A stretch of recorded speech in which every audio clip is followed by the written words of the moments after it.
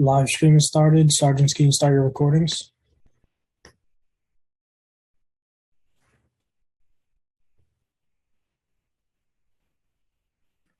Cloud is good. Sergeant Lugo, if you can give us the opening, please. Good afternoon, everyone.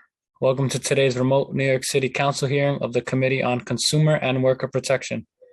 At this time, would all panelists please turn on your videos for verification purposes.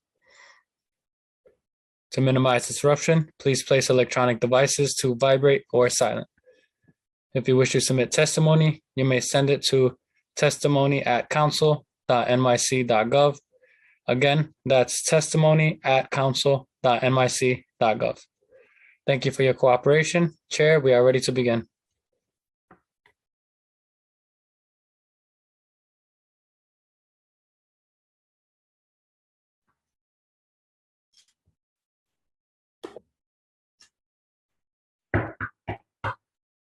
And good afternoon. Thank you for joining our oversight hearing today before the Council Committee on Consumer and Worker Protection. First, I'd like to acknowledge my colleagues who are present.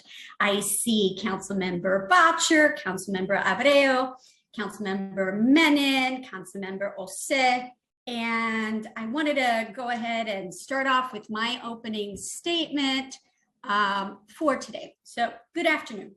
I am Councilmember Marjorie Velasquez, and I am the chair of Consumer and Worker Protection. I'd like to welcome you to our oversight hearing today on the Office of Nightlife and the state of the nightlife industry. The purpose of our hearing today is twofold: to track the industry's recovery from the impact of the pandemic and to discuss recommendations to improve and strengthen the industry by addressing long-standing pre-pandemic issues the nightlife industry continues to face. The economic impact of the pandemic has been acutely felt by the nightlife industry. Nightlife venues like nightclubs, bars, and concert halls suddenly had to survive without a customer base, and nightlife workers such as musicians, performers, DJs, and dancers saw their wages disappear. A Hospitality Alliance survey of over 400 restaurants and bars in New York City found that half of the respondents experienced a 90% or higher decline in their average weekly sales in January 2021 compared to January 2020. An Office of Nightlife survey from March 16th to April 3rd, 2020 found that nightlife employees lost over 95% of their weekly wages, and 2 out of 3 freelancers reported losing 100% of their weekly jobs. At this point, the nightlife industry has completely reopened, thank God, and New Yorkers are able to enjoy the vibrancy of New York's nightlife scene once again. Nonetheless, the loss businesses and workers have experienced for the last 2 years has not magically disappeared. Certain nightlife businesses owe back rent for over a year. Some workers have unexpectedly been plunged into debt. The nightlife industry is essential to the city, and New York will be unable to recover from the pandemic unless nightlife industry recovers. The industry is both an economic engine and essential to our understanding of what makes New York unique and great. Whether it is the halal guys at 2 a.m., late night karaoke, or dancing at one of our many LGBTQ bars and clubs, people come from around the world to experience New York's vibrant nightlife scene. And as the city works to ensure that the industry is able to financially recover from the pandemic, it is also an apt time to address long-standing issues the industry has faced. The Office of Nightlife released a report including a number of recommendations that the administration and council can adopt to create a more friendly regulatory landscape for nightlife businesses. And I look forward to a discussion with the Office of Nightlife today to hear these recommendations, including an update on the administration's progress in implementing recommendations that do not require council action. The Nightlife Advisory Board has also released a report including recommendations to improve the nightlife industry. First, I'd like to thank the members of the board who volunteered their free time to produce this report. I'll also look forward to hearing from members of the board about their perspective on the Office of Nightlife reports, recommendations that are advisable and which recommendations they think that the city shouldn't pursue. During today's hearing, we'll also hear from nightlife venues. These businesses can speak on the effectiveness of the city's approach to assisting the industry during the pandemic and what still needs to be addressed. I look forward to hearing from these venues about what are the most critical issues that the administration and council should collaborate on the best way to support the nightlife industry. And before we hear testimony from the administration, I also like to take a moment to acknowledge that a few weeks ago, an arsonist set off a fire at Rash, a queer bar in Bushwick. The nightlife industry has historically been a safe space for members of the LGBTQ community. And the city must take a nuanced approach to ensuring that these spaces are safe without over-policing the queer nightlife venues as well. With that said, I'd like to thank my central staff team, Senior Counsel Stephanie Jones, Policy Analyst Noah Mixler, and my Chief of Staff, Nick Rollison, and my Deputy Chief of Staff, Alex Anderson, for their hard work. And now I'm going to turn it over to Stephanie to swear in the admin.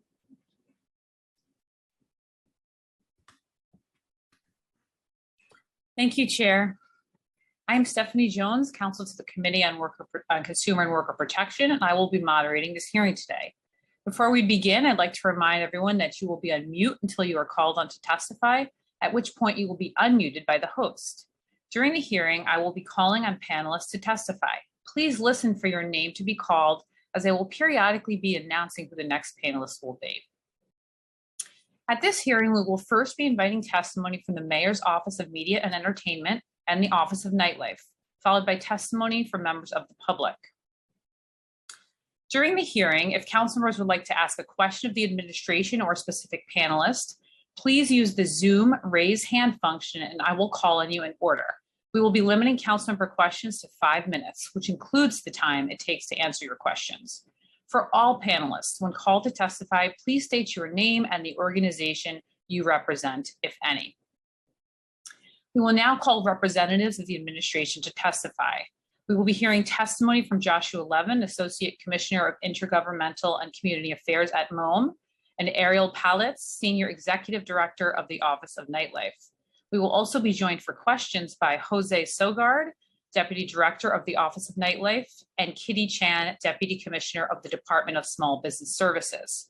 At this time, I will administer the affirmation.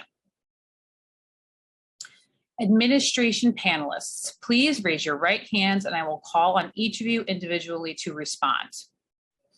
Do you affirm to tell the truth, the whole truth, and nothing but the truth before this committee and to respond honestly to council member questions? Associate Commissioner Levin. I do. Thank you. Executive Director Palitz. I do. Thank you. Deputy Director Sogard. I do. Thank you. Deputy Commissioner Chan. I do. Thank you. At this time, I'd like to invite Associate Commissioner Levin to present his testimony. Thank you. And good afternoon, Chair Velasquez and members of the Committee on Consumer and Worker Protection. My name is Joshua Levin. I am the Associate Commissioner of Intergovernmental and Community Affairs, the Mayor's Office of Media and Entertainment, MOAM for short. Thank you for having me here today, along with my colleagues in government. MOAM supports the creative economy of film, television, theater, music, publishing, advertising, digital content, and nightlife. Before the COVID pandemic, the creative economy generated $150 billion per year and nearly 1 out of every 10 local jobs. Beyond the economic impact, the creative sectors, including our vibrant nightlife businesses, defines New York City to the people who live here and the rest of the world. The Office of Nightlife is one of MOAM's 5 divisions, which also includes the Film Office, NYC Media, Creative Sectors Programs, and the Press Credentials Office. After Local Law 178 of 2017 created the Office of Nightlife, MOAM established a functioning office to be a point of entry into city government, listening to industry concerns, connecting them to partners in government, and creating resources and programs to help them. Leveraging the support of MOAM, the Office of Nightlife has done a tremendous job supporting New York City's nightlife industry in their short history. Now it is with great pleasure to introduce to you Senior Executive Director of the Office of Nightlife, Ariel Palitz. Thank you. Thank you, Josh. Thank you, Josh. Good afternoon, everyone, Chair Velasquez and members of the Committee on Consumer and Worker Protection. I am Ariel Palitz, Senior Executive Director of the Office of Nightlife at the Mayor's Office of Media and Entertainment. Thank you for the opportunity to testify today. I am happy to be with you to share what we have accomplished over the last 4 years and how we can continue to address the challenges ahead. The Office of Nightlife is a dedicated non-enforcement liaison between city agencies and the nightlife industry and community, serving owners, workers, performers, patrons, and residents in New York City's 25,000 bar, nightclub, venues, and restaurants. As you may know, the office was created through legislation written by former council member Rafael Espinal and signed by former Mayor de Blasio in 2017. Through the collective efforts of the mayor, the city council, and numerous advocacy organizations and grassroots activists, New York City joined a global movement of nighttime management and governance, which now accounts for nightlife offices and representation in more than 60 cities across the world. As a born and raised New Yorker, I have proudly served in this position since March 2018. Drawing on my extensive experience in the industry and community, first working as a club promoter and then owning and operating my own club in the East Village for 10 years, while simultaneously serving on the Liquor Licensing Committee of Manhattan Community Board 3 for nearly 7 years. In those roles, I experienced many of the issues that our office would ultimately be addressing, including dealing with staffing, security, booking and patrons, regulations and licensing, inspections, enforcement, and quality of life issues. Upon my appointment as the office's first director, I assembled a team and began to work to establish this new office. Our first responsibility was to listen, to hear from the industry and community. In the fall of 2018, we launched a 5-borough listening tour, collecting feedback from more than 1,200 attendees, and then held focus groups to dive into the critical issues raised at those listening sessions and to learn detailed solutions from within the community. The agency then released a comprehensive economic impact study of New York City's nightlife industry in January of 2019, which found that it accounted for more than $35.1 billion in economic activity and supported nearly 300,000 jobs and $700 million in local tax revenue.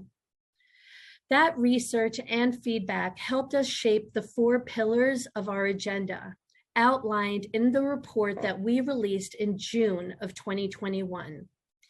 The first pillar is to support business development. The second, to improve quality of life. The third, to promote safety, equity, and harm reduction. And the fourth is to elevate nightlife culture to be seen and known as an asset rather than a liability, as has historically been the case. Our report also provides a series of recommendations to improve nightlife in New York City, including solutions to challenges that have existed before the pandemic that are even more urgent now. These nearly 24 recommendations are the result of research, stakeholder engagement, and lessons learned from our casework. The first pillar, to support business development and now recovery. We are deeply committed to supporting businesses across the 5 boroughs and ensuring that they have the resources they need to be successful. Immediately following the conclusion of the listening tour, we developed a dedicated nightlife interagency working group, convening more than a dozen city agencies and the New York State Liquor Authority on an ongoing basis to review how the industry interacts with city and state government and how the agencies interact with each other, as well as in relation to the industry. Through this working group, we developed an approach to casework and problem solving called MASH, or Multi-Agency Support for Hospitality. We work closely to identify systemic solutions to long-standing challenges and engage these agencies with individual casework. This includes helping nightlife businesses navigating city agencies. It also includes crisis management response for venues that are facing some form of threat or other emergency, and helping expedite support from city services and resources, and serving as a central point of contact for those venues. Since we began this approach, we've helped address more than 725 individual cases. Together with our citywide campaigns, webinars, newsletters, and social media, the Office of Nightlife has proudly reached over 1 million New Yorkers. We know through our engagement that businesses face challenges in navigating city permitting and licensing processes. The city has already made progress to address this. And just last summer, Small Business Services introduced New York City Business Quick Start to help small businesses navigate and cut processing time by 50%. In March of 2021, Mayor Adams' blueprint for economic recovery announced plans to build on this approach by streamlining agency inspections and reviews, the approval process, and launching an interagency Small Business Express to cut business opening times in half and launch a new portal for businesses to track interactions with the city in real time, including filings, permits, and inspections. Another challenge identified was the need to expand cure periods for issues that do not pose immediate life safety hazards, to give businesses the opportunity to get into compliance without paying fines. In his first week in office, Mayor Adams announced a new initiative to do just that, directing regulatory agencies to review all fines and violations within 6 months and to recommend specific cuts and revisions. Additionally, our report and the mayor's blueprint recommended standardizing community board processes and applications for liquor licensing and reducing excessive stipulations and restrictions on arts and culture. And we are currently working with borough presidents' offices to launch this effort. Through local law 220 of 2019, the Office of Nightlife is now also responsible for publishing semi-annual reports of the multi-agency response to community hotspots, more widely known as March operations. The Office of Nightlife is proud to be entrusted to work with participating city agencies to create a centralized reporting system to provide information to the public about these operations' frequency, locations, and results.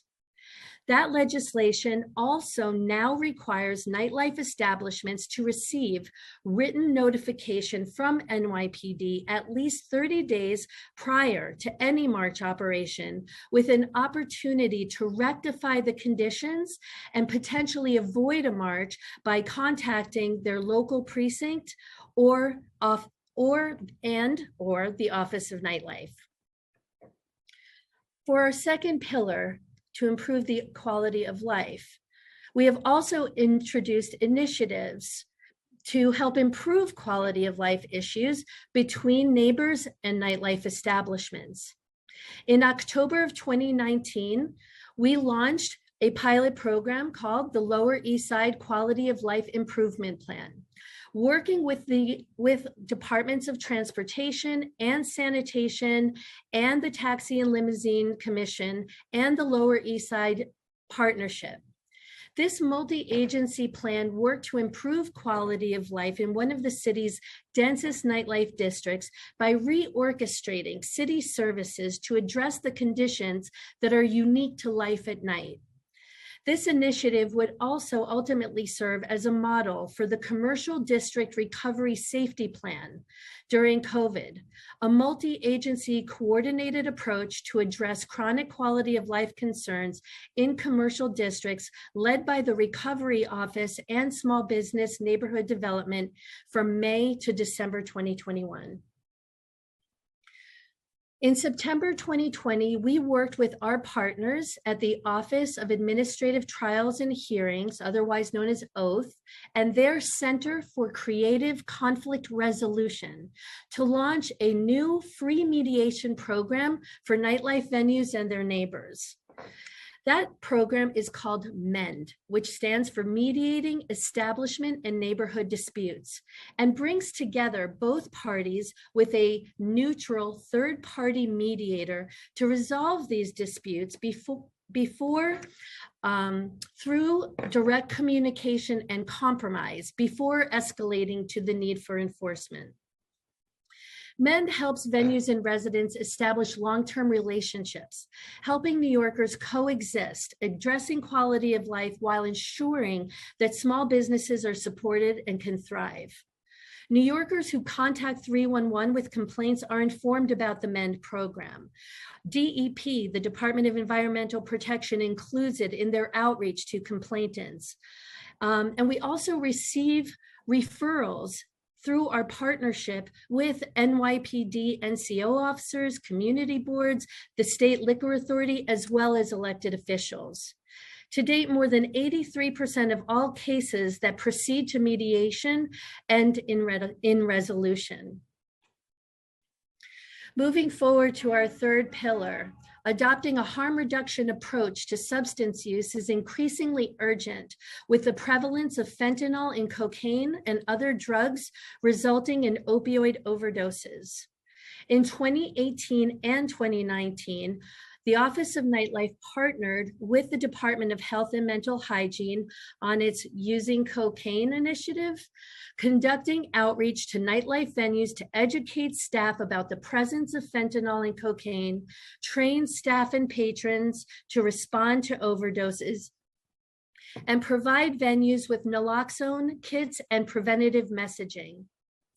In the fall of 2021, we partnered with the Department of Health and Mental Hygiene again to launch the Narcan Behind Every Bar campaign, holding webinars for nightlife workers to get trained in overdose response and receive free naloxone kits. This campaign is critical to our overall efforts to ensure that venues and promoters are seen as key partners in our collective efforts to combat the opioid crisis in New York City wide. In September of 2021, the Office of Nightlife partnered with the Mayor's Office of Community Mental Health and a nonprofit called Backline Care to launch the Elevate Nightlife Mental Health Initiative. The Elevate Initiative addresses trauma and stress in the nightlife industry, where late nights and high pressure environments can contribute to mental health challenges. The pandemic compounded the stress of these environments and had a profound effect on the livelihood and well-being of our city's nightlife workers, many of whom have experienced sudden unemployment, loss of income, and exposure to illness and grief. This initiative addresses the collective trauma in the industry and that remains on the front lines of our city's recovery. More than 120 members of the New York City's nightlife community have joined free weekly online support groups and worked with case managers to create affordable, personalized mental health plans moving forward. In our fourth pillar to elevate nightlife culture, we know that nightlife is at the core of New York City's cultural identity, and we are working to establish new policies and programs to support creative spaces and the New Yorkers who work and perform in them. Our report addresses the challenges that it can be cost prohibitive to host DIY or independent events, which can lead event organizers to operate underground with increased risk. We are working to reduce the time and cost to host one-off cultural events through creating a new, faster process to facilitate the use of small spaces for small arts, entertainment, and nightlife activity. Our report also highlights a solution that we've seen in other cities that allows for the use of 24-hour nightlife in specified districts. If implemented properly, it can actually help to reduce quality of life issues in highly residentially dense neighborhoods and create a draw for global tourism. We are working now to identify areas where 24-hour use might be appropriate for a pilot program and bring existing after-hours activities out of the shadows. In responding to COVID-19, in March 2020, COVID-19 struck a direct and devastating blow to the nightlife industry. The Office of Nightlife shifted into crisis management mode, fulfilling our mandate to serve as a vital resource to the nightlife community by providing information and guidance while representing and amplifying their needs where the decisions were being made. We immediately surveyed the nightlife community to capture a snapshot of the devastating impacts, which showed that venues and workers lost more than 95% of their income, and freelancers lost 86% of their planned gigs in just the first few weeks. Since the beginning of the pandemic, the Office of Nightlife has held over 40 virtual town halls since April 2020. For more than 20,450 viewers, convening city, state, and federal officials together to share resources and information about regulations and to get answers to the common questions and challenges that we're facing the nightlife community. We also created resources and campaigns to share and explain the new rules and regulations in plain language to business owners and the public. We worked with inspection agencies and our partners at Small Business Services, as well as the Office of Special Enforcement, to prepare the What to Expect When You're Inspected guidance document, focusing on COVID safety compliance. We also created the Takeout, Don't Hang Out window posters and the It's Up to You New York Socialize Responsibly awareness campaigns, which were displayed throughout the city to communicate the current COVID rules. The Office of Nightlife served as a representative for the nightlife industry in the city's interagency business recovery efforts as we all work together to launch emergency programs and initiatives.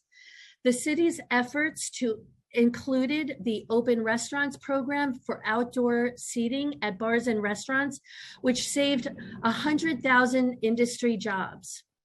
The Curtains Up program, which we created in partnership with Small Business Services, provided free webinars and one-on-one application support for the federal shuttered venue operators or SVOG grants, which ultimately provided over $1.6 billion to 921 New York City venues and promoters, and helped to manage the Open Culture program for outdoor performances in city streets, which hosted 459 public events. Now, 4 years since the creation of the office, New York is emerging as a leader in the global nighttime governance movement, communicating regularly with other nightlife offices throughout the United States and participating in the Global Nightlife Recovery Plan with over 130 collaborators from 70 cities around the world. As is the case with so many other sectors, cities are looking to New York to see how we are innovating to support this vital sector through the advent of our initiatives and the development of our recommendations. As we are emerging out of the pandemic, the nightlife has come a long way, facing unimaginable struggles. New York's recovery depends on nightlife's recovery. And the pandemic has taught us that nightlife is not just a luxury and a night out, but a necessity. It is essential not only to our culture and our economy, but our identity. And it has the power to heal not only our city, but ourselves. New York's venues and the people who run them are resilient, and we are working every day to continue to support them every night. I want to thank the Council for its ongoing partnership and support for the nightlife industry and community. We look forward to working together toward our shared goals of supporting a nightlife that is vibrant, viable, safe, and fair, and enjoyable for all New Yorkers and the people who visit here from around the world. I am happy to be joined here today by my colleagues from the Mayor's Office of Media and Entertainment, as well as Small Business Services, and we look forward to taking your questions. Thank you. Thank you for your testimony. I will now turn it over to questions from Chair Velasquez. Panelists, please stay unmuted if possible during this question and answer period. Thank you. Chair Velasquez, please begin your questions. Great, and thank you for your testimony. It was very detailed, and it is what we need to hear, right? So I just want to get going with these questions. Local Law 220 of 2019 requires the Office of Nightlife to ensure regular reporting on multi-agency response to community hotspot, or marches as they are best known. A march is a multi-agency inspection of nightlife establishments. And can you just please describe for us what triggers a march inspection? Thank you for your question, Chair Velasquez. I will read the statement from the NYPD, which details what triggers a march operation. Indicators that a location may be included in a march operation include summonses, arrests, complaint reports, complaints stemming from the community, 911 calls regarding assaults, disputes, intoxication, 311 calls regarding sound complaints and underage drinking, general disorder incidents, regarding response to large crowds, street closures, blocked sidewalks, business violations with city agencies such as health code violations, the fire department issued violations, or lack of cooperation. Thank you for that. And can you describe the areas of the administration and the council, our collaboration together, that should be taken to help boost the nightlife industry?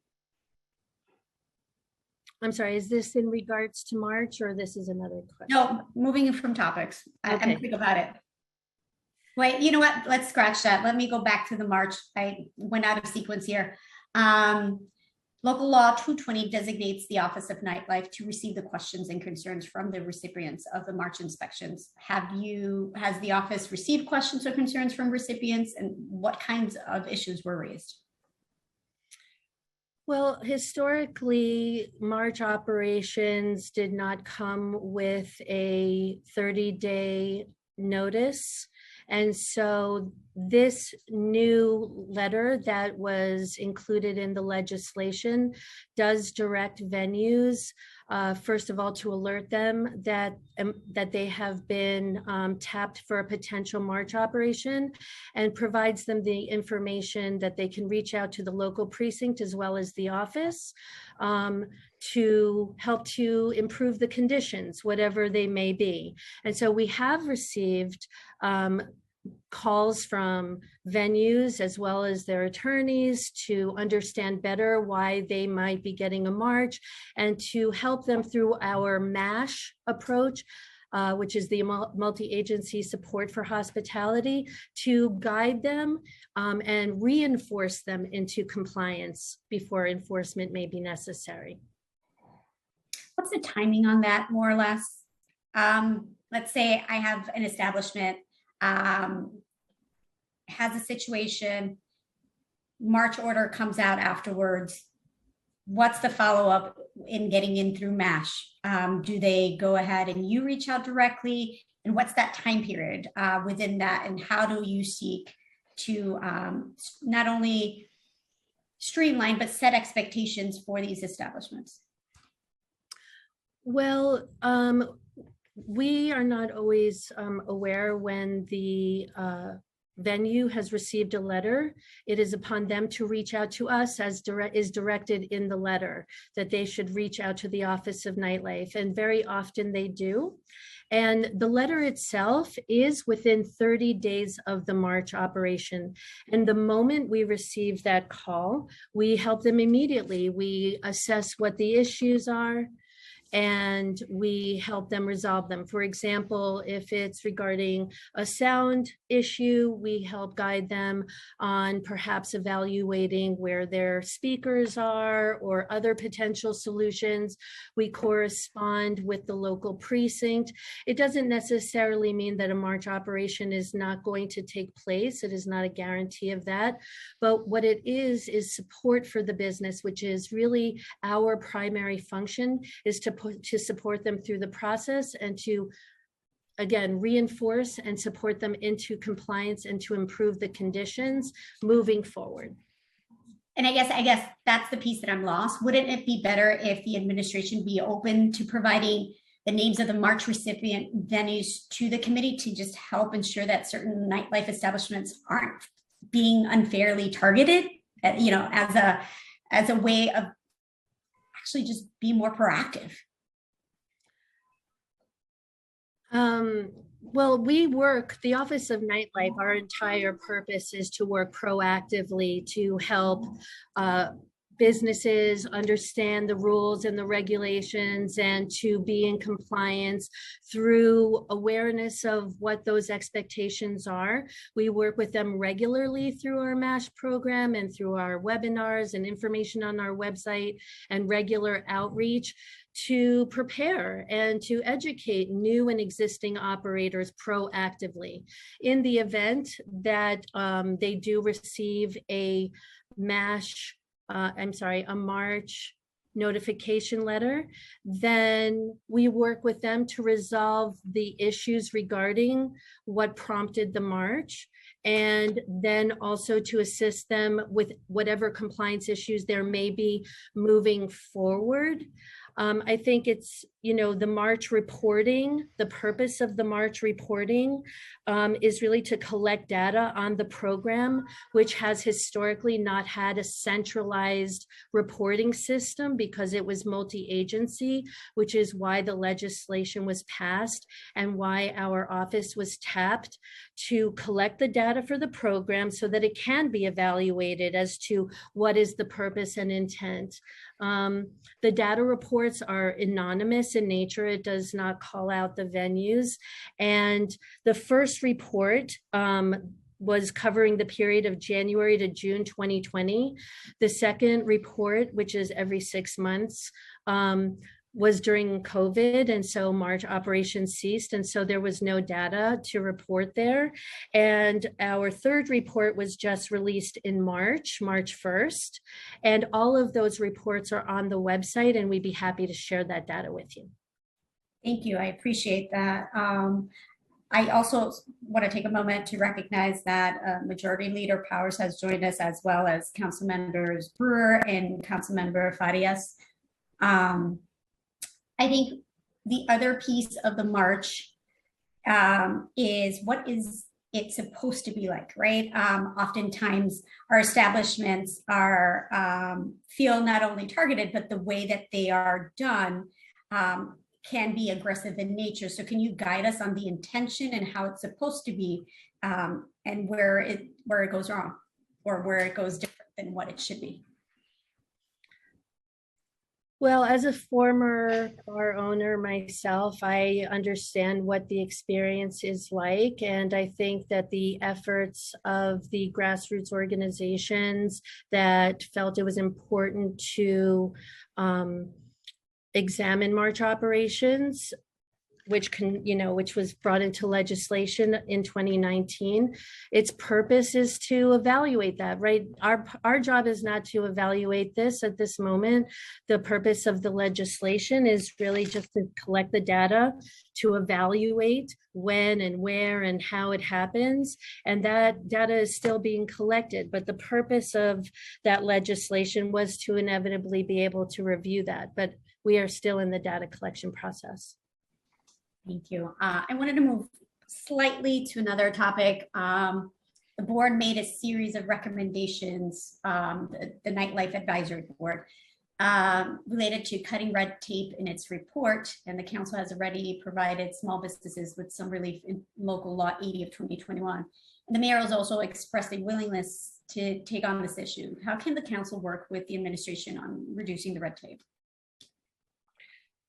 Well, the last administration already began with understanding the need to expedite inspections and to address summonses and cure periods and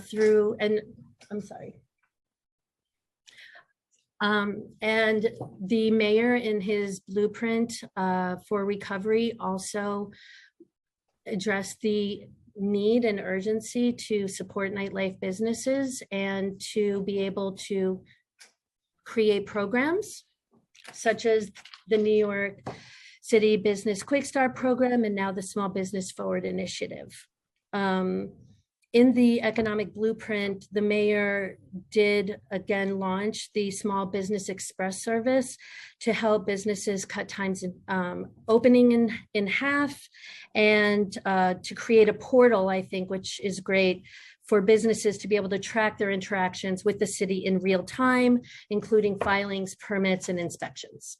And so, listen, the Office of Nightlife, our main purpose and goal is to support businesses and to be able to really examine the way that the city agencies interact with the industry and to be able to help avoid redundancies and to expedite it and to find cure periods. And so thankfully, the Mayor Adams' blueprint for economic recovery has addressed this need and this urgency, and it is a top priority, especially now as businesses are reopening and we are seeing the trends of new businesses opening every day. Do you feel like there are certain penalties that we should investigate in cutting for our nightlife establishments? Well, the mayor, through his Small Business Forward Initiative, directed all of the regulatory agencies to review all the fines and violations within a 6-month period and to make recommendations on the cuts and the revisions. And so that is exactly what every single agency has been mandated to do by Mayor Adams, and we are all currently in that process. Okay, cool. And nothing just stands out at this point. You're still undergoing review is what you were saying. I mean, the 6-month evaluation period, I think, is expeditious and demonstrates that it's a top priority and the sense of urgency to make the cuts and evaluations where necessary throughout all city agencies, and that is what's currently happening. Do you feel the administration has any plans now to establish any programs to benefit the nightlife establishments that are dealing with the months of back pay rent that they owe their landlords, and what's those kind of conversations looking like? So the Office of Nightlife, again, its purpose, right, is to help support the nightlife establishments and workers and to make this as easy and affordable and expeditious as possible.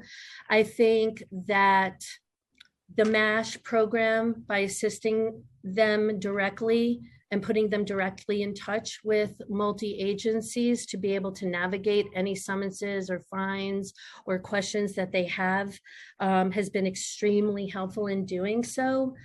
The Office of Nightlife, through our MEND program, which is to mediate establishment and resident quality of life disputes, was also expanded during the pandemic to provide free mediation between tenants, commercial tenants, and landlords to be able to negotiate or renegotiate and discuss the possibility of renegotiating leases and payment plans without lawyers present, and a free service. But as far as the commercial rent, I would defer to my colleague Kitty from Small Business Services because their agency primarily addresses them. Thank you, Ariel. Thank you, Chair Velasquez. At SPS, we recognize how hard businesses were hit by the pandemic.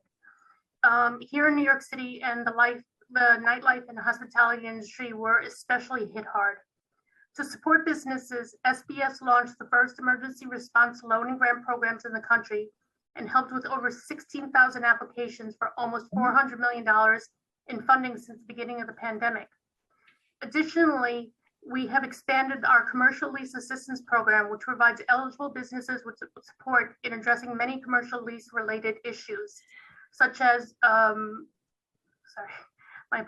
such as new leases, back rent negotiations, repairs, and breach of contract issues.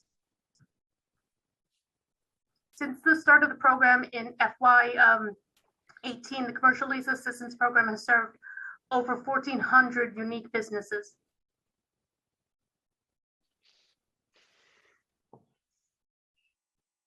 Got it. Now, this one is for just to get a sense of nightlife workers, freelancers. As you well are aware, nightlife performers and freelancers have historically experienced underpayment and issues of wage theft. Can you discuss any recommendations to enhance workplace protections for nightlife workers? Thank you for your question. We do, at the Office of Nightlife, of course, represent the nightlife ecosystem, not just owners, but workers, performers. And we do believe that fairness and compensation are essential to a healthy and vibrant nightlife industry.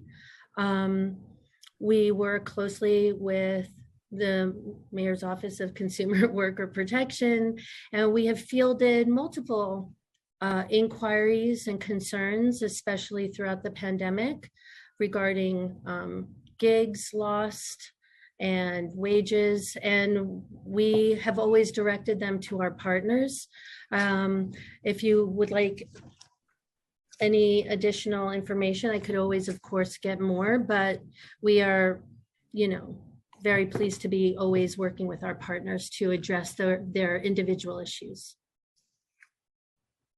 Does the Office of Nightlife do any type of research outreach to the workers, and what specifically that looks like, right? You mentioned partners. Who are those partners, and how do we make sure that workers know their rights? Well, yeah, we've hosted multiple webinars that were specific to the workers, and they are all online, and a lot of that information is, available and current, really.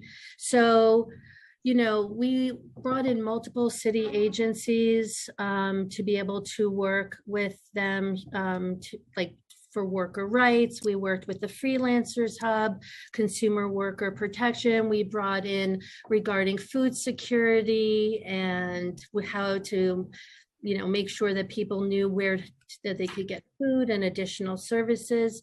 I don't have all the list of all the agencies that were on these multiple calls at the time, but our newsletter additionally reaches over 42,000 subscribers, and we have nearly 10,000 followers on our social media channels.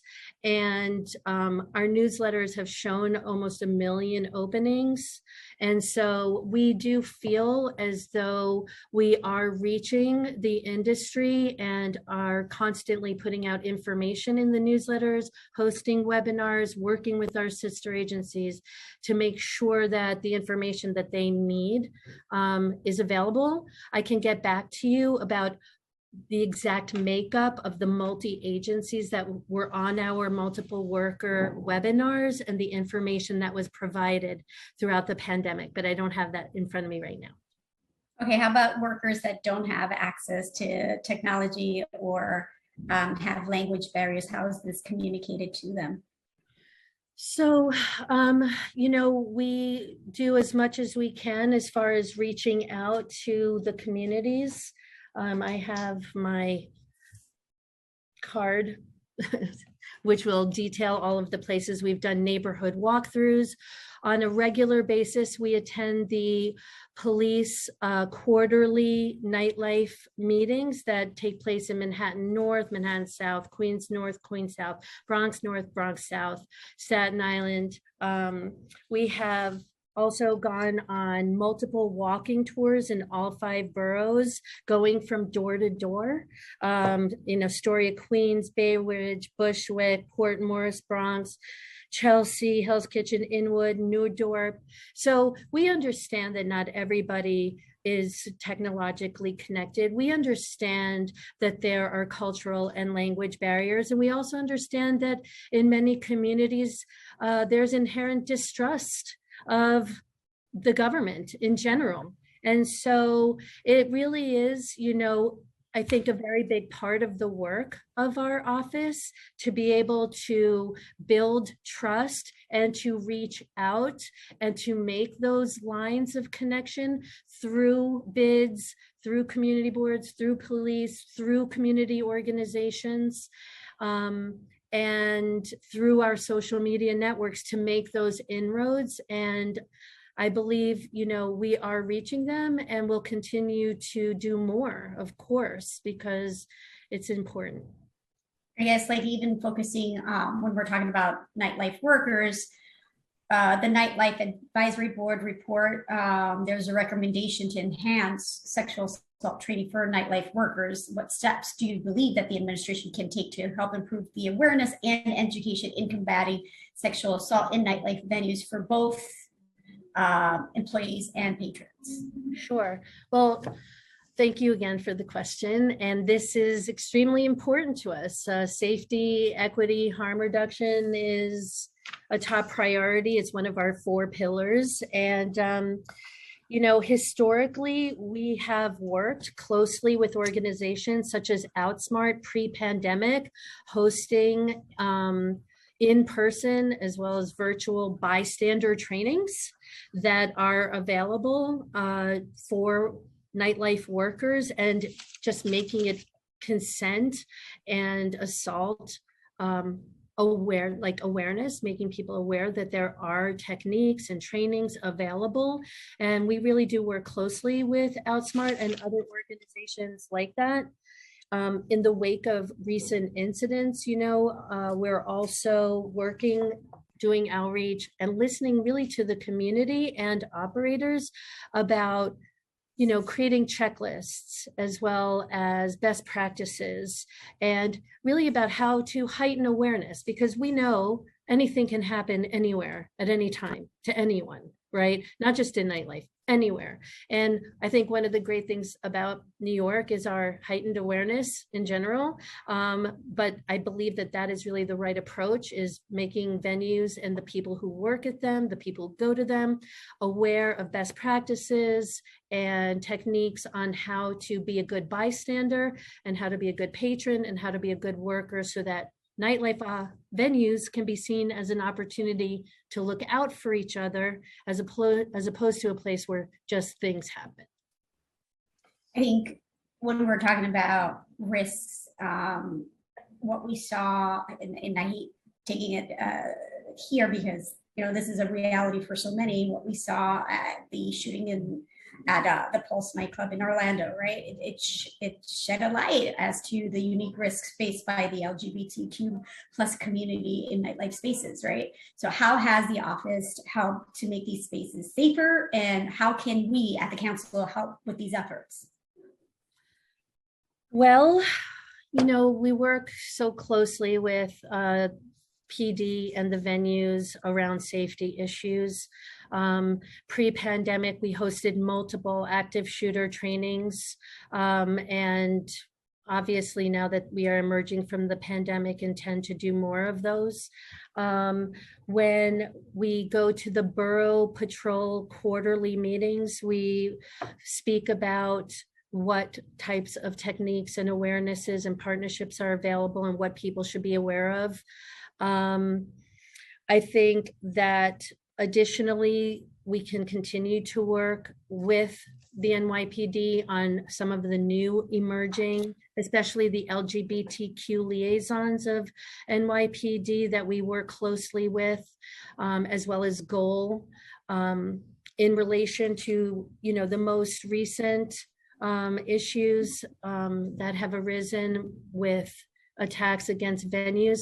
I think the purpose and the role of our office is to really be one of the first, if not the first person to reach out to that venue, which I believe we were, and to any of those venues, and to have a strategy in place, which we do, which is to reach out to, again, the venue first, and to maintain their confidentiality, so we don't put it all over Instagram and make statements, because we believe confidentiality is really important in order to build trust with venues, especially when they're experiencing a crisis.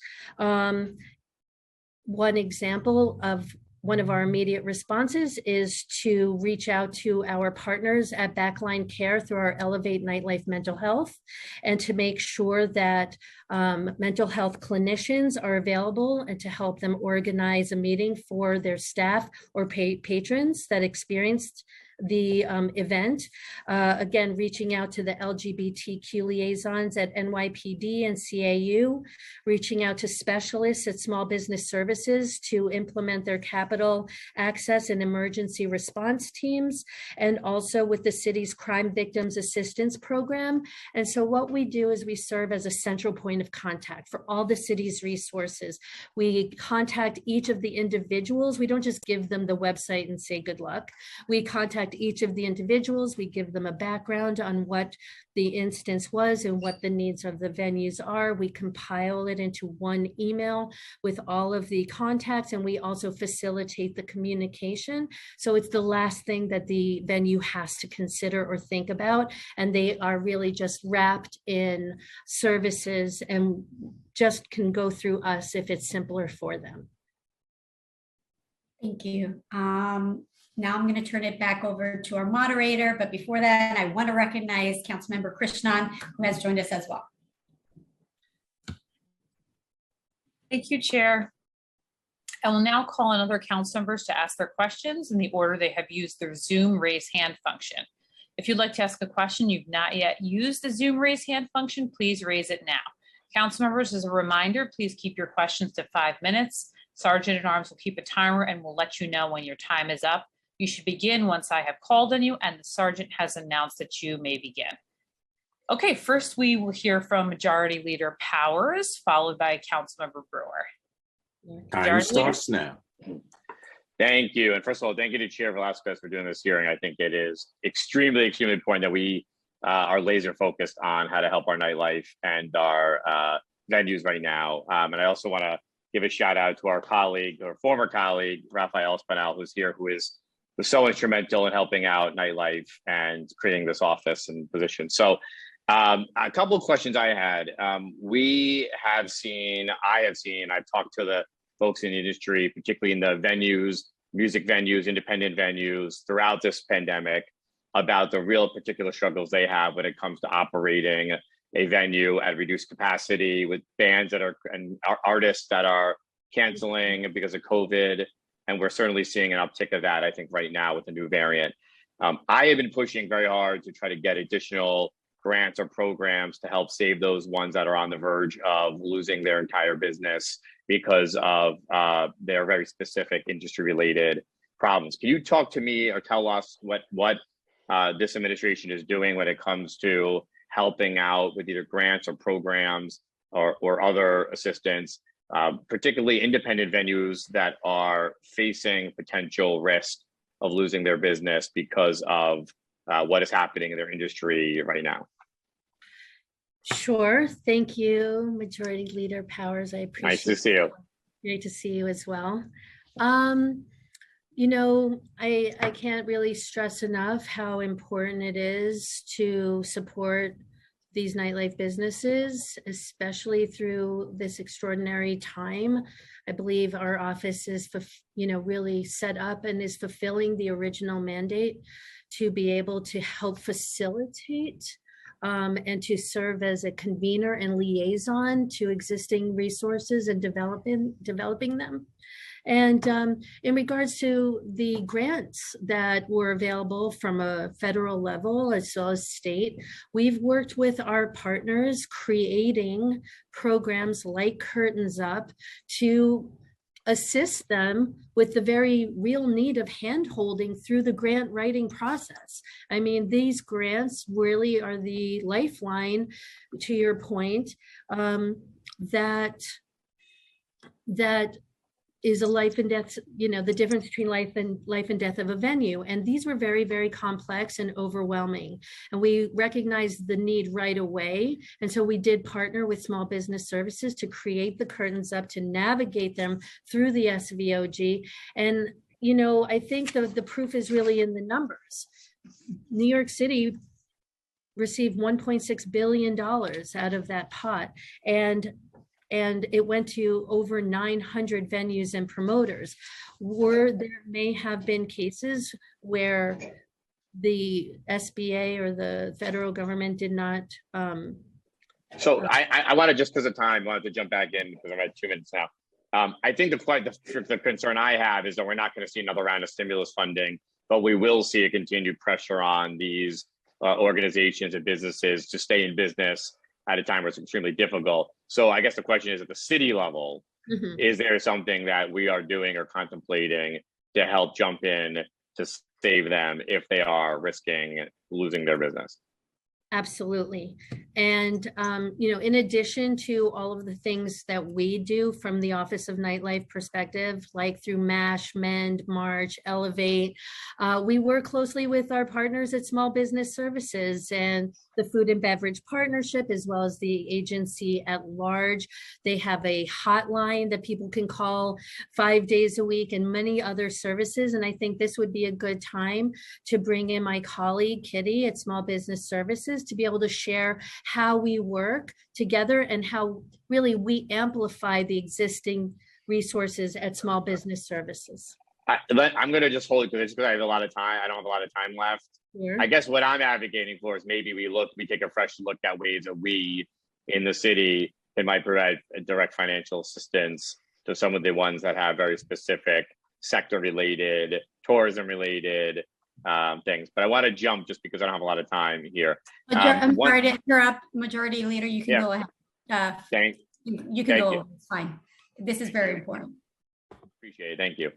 So I guess I just asked that question, and maybe in the most condensed version, you can tell me, is there anything contemplated at this moment, financially driven, grant related, or something else for folks that feel like they are right on the precipice of losing their business and are looking for help? I really appreciate this effort and this question. And I do believe that Kitty from Small Business Services, who's the agency that is designed to help with small business services and financial support, is the best to answer this question. But whatever they do, we amplify and partner with them. Okay, thanks. Thank you, Ariel. Thank you, Majority Leader Powers. At SBS, we pivoted during the pandemic and we really focused on outreach and education. All of our services are aimed towards small businesses. In particular, we expanded our offerings to include free webinars on how to apply one-on-one technical assistance, and assisted with direct connections to lenders, which help increase access to these much-needed funds for those who have the greatest need. We still continue to provide technical assistance through our business solution centers. Okay, I'm gonna have to move on. Just I have a couple more questions, but I'm gonna try to keep it short. One is just SLA reform. It is not at the city level, I get that, but it is so desperately needed when it comes to helping out the bars and restaurants that are standing here, whether it's the length of time, the cost, the process. It feels like it's one of the single biggest things that stands in the way of opening a new restaurant or hurting those that are already in business. Do we have a state agenda wrapped around to look at state liquor authority reform? I've heard for businesses that at the city level and the state level, they will get double jeopardy. They will get a fine from the city agency, and then they'll go and they'll get fined from the SLA. We have the delinquency of getting it, how long it takes. I wonder if we have given thought or advocating for anything at the state level this session that would, and to-go drinks are here to stay. I'm very happy. But beyond that, what is potentially the city putting resources behind to help reform at the SLA? Thank you for that question, and agreed. You know, this is an important partnership that is essential to work seamlessly and well in cooperation to help businesses get open and operating as quickly as possible. I believe the SLA is aware of the backlog issue and is addressing them. I am proud to say that we have had a state liquor authority represented on our regular dedicated interagency working groups, which meets roughly every 6 weeks for over 4 years. When people are having issues regarding their licensed applications, they are able to reach out to us and to provide their application number, when they submitted, and we usually are able to get them information on their application. And so this is, I think a really important, asset of the MASH multi-agency approach. The city is also going to suspend the liquor license surcharge for the next 2 years that the mayor put in the recovery blueprint, which is definitely an asset. And I think another thing that's really, I think positive is something that was taken out of our recommendation report, which is something we heard from the chair of the SLA himself, was the fact that there are 59 community boards and 59 different types of applications. And the idea of having a standardized community board application process could help to expedite the application process, at least from the city perspective. And so this recommendation that was not only in our report, but also in the Independent Nightlife Advisory Board's report, and now in the mayor's blueprint, has directed the Office of Nightlife to work with the borough president's offices to address the simplification, standardization of community board applications while addressing stipulations that also might hinder creativity. And so collectively, those things are definitely, I think, address your question, but of course, always open to find ways to do more. Okay, my last question, because I don't want to I've already taken up a lot of time. There's a proposal that was discussed last year and now is discussing this year, which is a tale comes off of what Councilmember Espinel did, which is about repealing the cabaret law to help out nightlife establishments. And I and others have talked about zoning that still sort of upholds some of those principles when it comes to the cabaret law, and would actually require you to still go get a zoning change if you want to allow dancing in establishments that already have it. Somebody puts on the jukebox, they dance, they're doing it, but they're breaking the law technically. And we're talking to city planning actually today about how to ways to further repeal that and kind of uphold the law we passed. Does the administration support making changes there? And do you have anything you want to add to what might be necessary there? Sure. Thank you so much for bringing this up, Majority Leader Powers. It's very important to us as well. We included this recommendation in our report, and we do see it as essentially unfinished business on the with the existence of dancing in the zoning. Currently working on with our colleagues at DCP to assess what might be possible. As you have said, there is broad support from advocates as well as the council, and we look forward to working together to see how we can move this forward. Okay, thank you. I'll leave it at that because I've taken enough time, but I just have to repeat, this is the industry that is essential to New York City when it comes to nightlife. It is jobs, it is New York City, it is everything. My dad was a bar owner, and I can't even think about what we'd be going through right now if he was going through the pandemic. So I think for all of us, this is an all hands on deck moment. With that, I'll hand it back over to the chair and staff to hand over. Thank you. Nice to see you. Thank you for answering questions. Thank you so much. Thank you, Majority Leader. Next, we'd like to hear from Councilmember Brewer, followed by Councilmember Botcher. Councilmember Brewer. Time starts now. Thank you very much. I remember this report that you did a long time ago, and I want to ask, I think it was done by the nightlife group. I have to say, this Ariel, give me again the huge pre-pandemic amount that the nightlife contributed to the city of New York. It was billions. What was that amount? Maybe you mentioned it, but I wasn't at the beginning of your comment. No problem. Good to see you, Council Member. The numbers that came from our economic impact study released in January of 2019 showed that the industry had a $35.1 billion economic impact that supported nearly 300,000 jobs and over 700 million in local tax revenue. Okay, and do we know where we are today? Obviously, we want to get back to that. Do we know where we are today? Or maybe you mentioned that when you were speaking, I'm sorry. No, that's all right. So we know from a recent report from the New York State Comptroller that New York City lost approximately 3 to 4% of businesses in this sector as a result of the pandemic. And the most recent numbers show jobs in this sector are still down approximately 20% from its pre-pandemic peak. Yeah, okay. Next question is, when you are trying to build it back, obviously working with the community boards is something that I've done, and I think it's important. How do we still deal with those that have a noise issue, whether it is police department, consumer affairs, Department of Environmental Protection, etc.?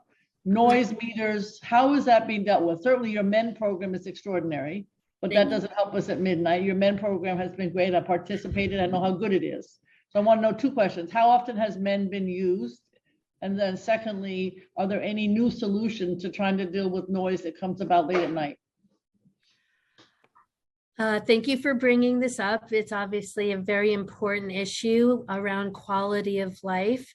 And it is essential in order for us to be able to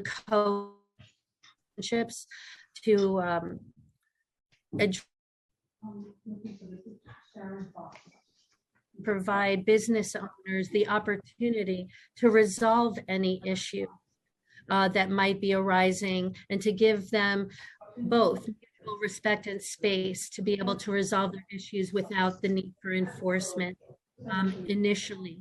I'm very proud of the MEND program that we created.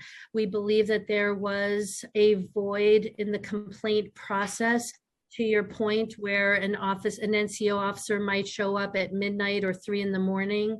to tell a venue to simply turn it down is really not the right time or place to resolve those issues. But I think that what has caused years of frustration is the time that it would take to resolve a quality of life issue and not having the neutral time and space to have direct communication and compromise and to resolve the issues together.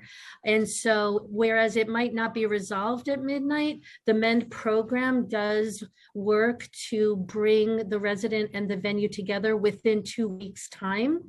And we work in partnership with the NYPD. When the NCO officers receive a call, they have the information to inform the resident that mediation is an option. We really do believe most residents want to turn it down and not shut it down. And so by being able to address these issues sooner, as soon as the first complaint comes in, it helps to resolve the frustration that comes and the building of the process to go towards enforcement. We work with community boards, we work with elected officials. Many of the community council members receive complaints.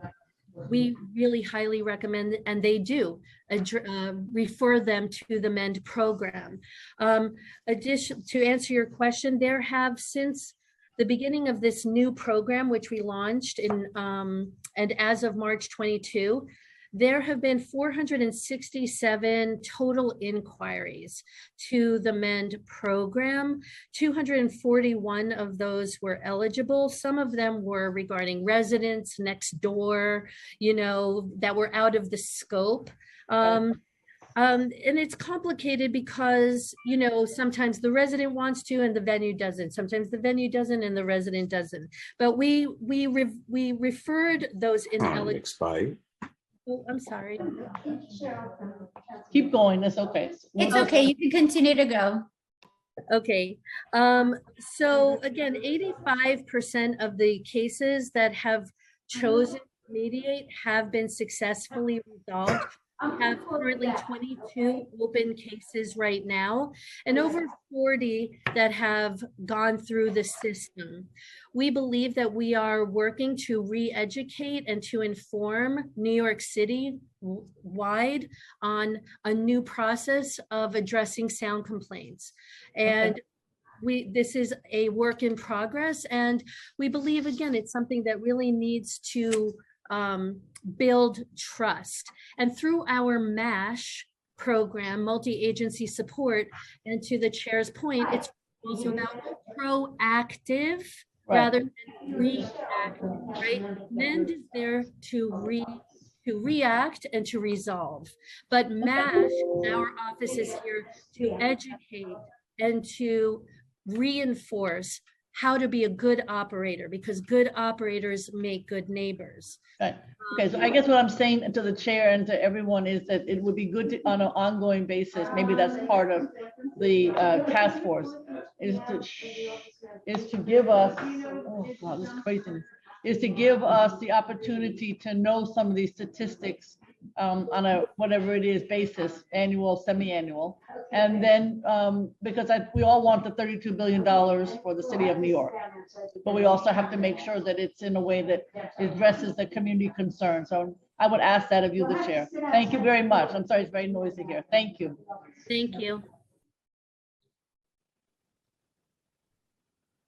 Thank you, Councilmember. Next, we'd like to invite Councilmember Bottcher to ask questions, followed by Councilmember Menon. Councilmember Bottcher. Time starts now. Hello. Hi, Ariel. How are you? I'm good. Eric, how are you? Good to see you. I'm good, thanks. Want to ask you, it's good to see you. Want to ask you about fentanyl kits variant, but those are for use after a person is already overdosed. A lot of people in my district, those who use recreational drugs, even in very rare instances, there's a lot of fear about fentanyl that's killing a lot of people. And I did a search online trying to find where one would get fentanyl strips. The Department of Health materials that your website links to, they really don't have a place to get fentanyl strips. Could you please let us know about your efforts regarding fentanyl strips particularly, and where those are available to New Yorkers? Sure. Thank you so much for your question. As with much of the work that the Office of Nightlife does, we work with our partnering agencies to look at the existing programs and assets that they have, and then work to reframe and campaign and amplify what they are doing in order to serve the nightlife industry and community. And so, you know, the harm reduction approach regarding substance use and the now overdose crisis has been a priority of ours since the beginning of this creation of the office. Recommendations around this are in our report. Recently, the Department of Health and Mental Hygiene developed its own independent program around Narcan distribution, as well as the training kits. As far as I know, the fentanyl test strips are, the test, we did a webinar, as you know, right, to create the Narcan Behind Every Bar campaign. And we understand Narcan is reactive. Fentanyl test strips are proactive. We want to be able to make sure that fentanyl test strips, as well as Narcan test strips, kits are available. The Department of Health are the ones that have the information regarding the Narcan kits. I'm actually not entirely sure right now what their stash is of fentanyl test strips, but we are in support of both. And yes, we educate people during the webinar on how and where they can access it. So I think the answer to your question, Councilmember Butcher, is that we have an existing webinar online right now that has a conversation with the Department of Health and Mental Hygiene that does distribute the information on how to use fentanyl test strips and also where to access them. As far as a link on where to access the fentanyl test strips, I don't think that is available from within the city at the moment, but I just have to clarify that. But I believe naloxone and the kits and the training is what's being distributed, but the information and how to use them is on the webinar. And we can share the website and those webinars with you so that you can see that. We could clarify on the website information regarding fentanyl on this webinar here. But this is obviously a tremendous crisis. It is wonderful that the city is taking an approach, a harm reduction approach. I'm sorry, Eric, I think you're muted.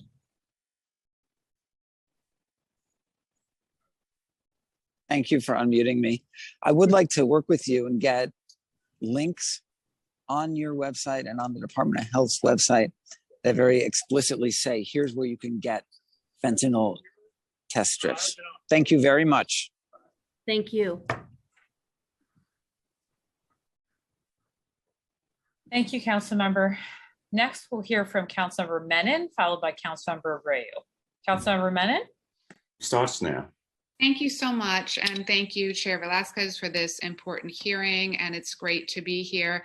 I have to say, I have sort of special feeling for this particular hearing since I was MOM Commissioner when this office was created. So it's great to see you, Ariel. And I just have a couple questions for you. So one of the things that I'm most interested in is now we're 4 years from the creation of this office. And one of the recommendations in the advisory report is to move this office from MOM to SBS. I have a lot of thoughts on that. I'd first like to hear, what is your reaction to that? Is that something that you support?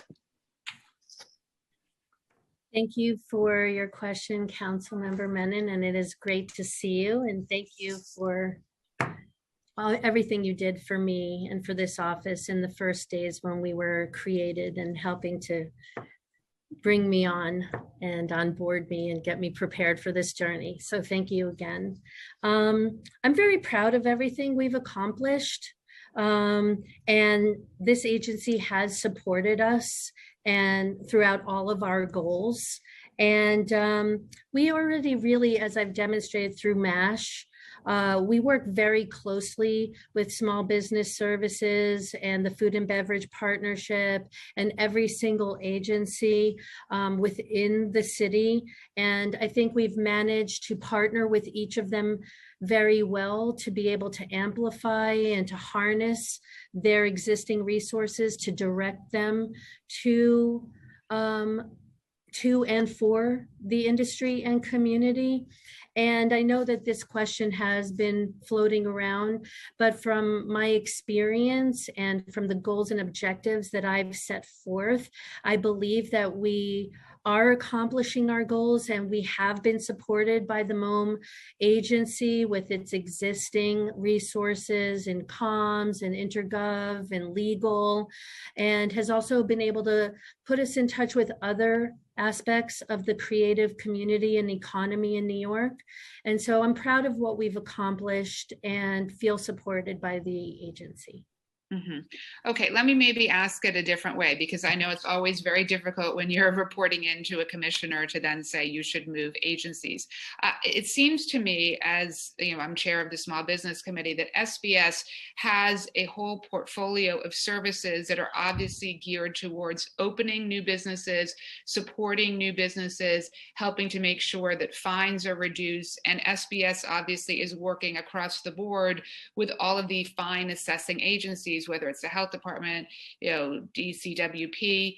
So how could we better access those services? Because it just strikes me that if your office was moved to SBS, it would accomplish a lot of the goals that, you know, that you were talking about and that we're hearing, which is obviously to support nightlife venues, but then also, as you heard from some of my colleagues, focus on community concerns, because there are a lot of valid community concerns that are also raised at the same time.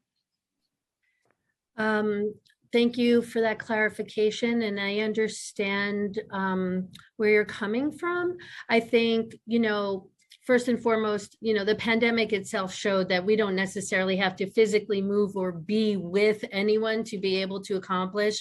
And I know that's not exactly what you meant as far as moving to SBS, but we work very closely with SBS and as well as with all the other agencies. I'm on the phone with Stephen and all the other members that I need to in relation to small business services and report programs on a daily basis. We work very closely together in partnership. They are on our dedicated interagency working group. We just, whether it be regarding Narcan, whether it be business support, whether it be around quality of life issues with Oath, we are able to serve as a central point of contact and to be a convener and a liaison to all city agencies, not to mention the State Liquor Authority as well. And so I feel as though in regards to small business services and the services and the programs that they provide, that we are able to amplify and partner with SBS as well as we are with any other agency. And that's only just to say that I feel that we have accomplished a lot. I'm proud of the partnerships that we have. And I feel like it's functional and supported, and the agency and the size of MOM has allowed me to be able to be creative and to be able to navigate the system office from scratch. Okay, all right, that's the end of my time. Thank you. Thank you, Councilmember Menon. And finally, we have Councilmember Abreu. Councilmember, please ask your questions. Thank you. Time starts now. Well, hello. Thank you so much, you all, for your time. Thank you, Chairwoman Velasquez, as well, for your incredible participation, line of questioning, and your work behind today. I have a question, which is, can you please elaborate a bit more or explain how individual member offices can be helpful reaching nightlife businesses that might be disconnected from technology or have other barriers to receiving services? Individual member offices? Oh, council members' offices? Council member offices, yes. Okay, good to see you, and thank you for your question. I mean, I think to Councilmember Bottcher's point, I mean, we really are, or Powers, we really are all in this together. Whether it be the city council, the city agencies, it is imperative now more than ever that we work extremely closely to be able to reach all 5 boroughs, all neighborhoods, people cut off via technology or language barriers or mistrust. And so historically, we have worked closely with council members' offices, doing neighborhood walkthroughs, setting up multi-agency meetings where venue operators can join us at one particular location or going door to door. Anytime any of your staffers receive any complaints or concerns, we have also in the past organized, district specific meetings. So we're really available and look to the council to be partners with us, to work with us, to make sure we're reaching everyone. And anytime anyone reaches out to you regarding any issue, we hope to hear from you and to be able to work together moving forward. Thank you. Thank you.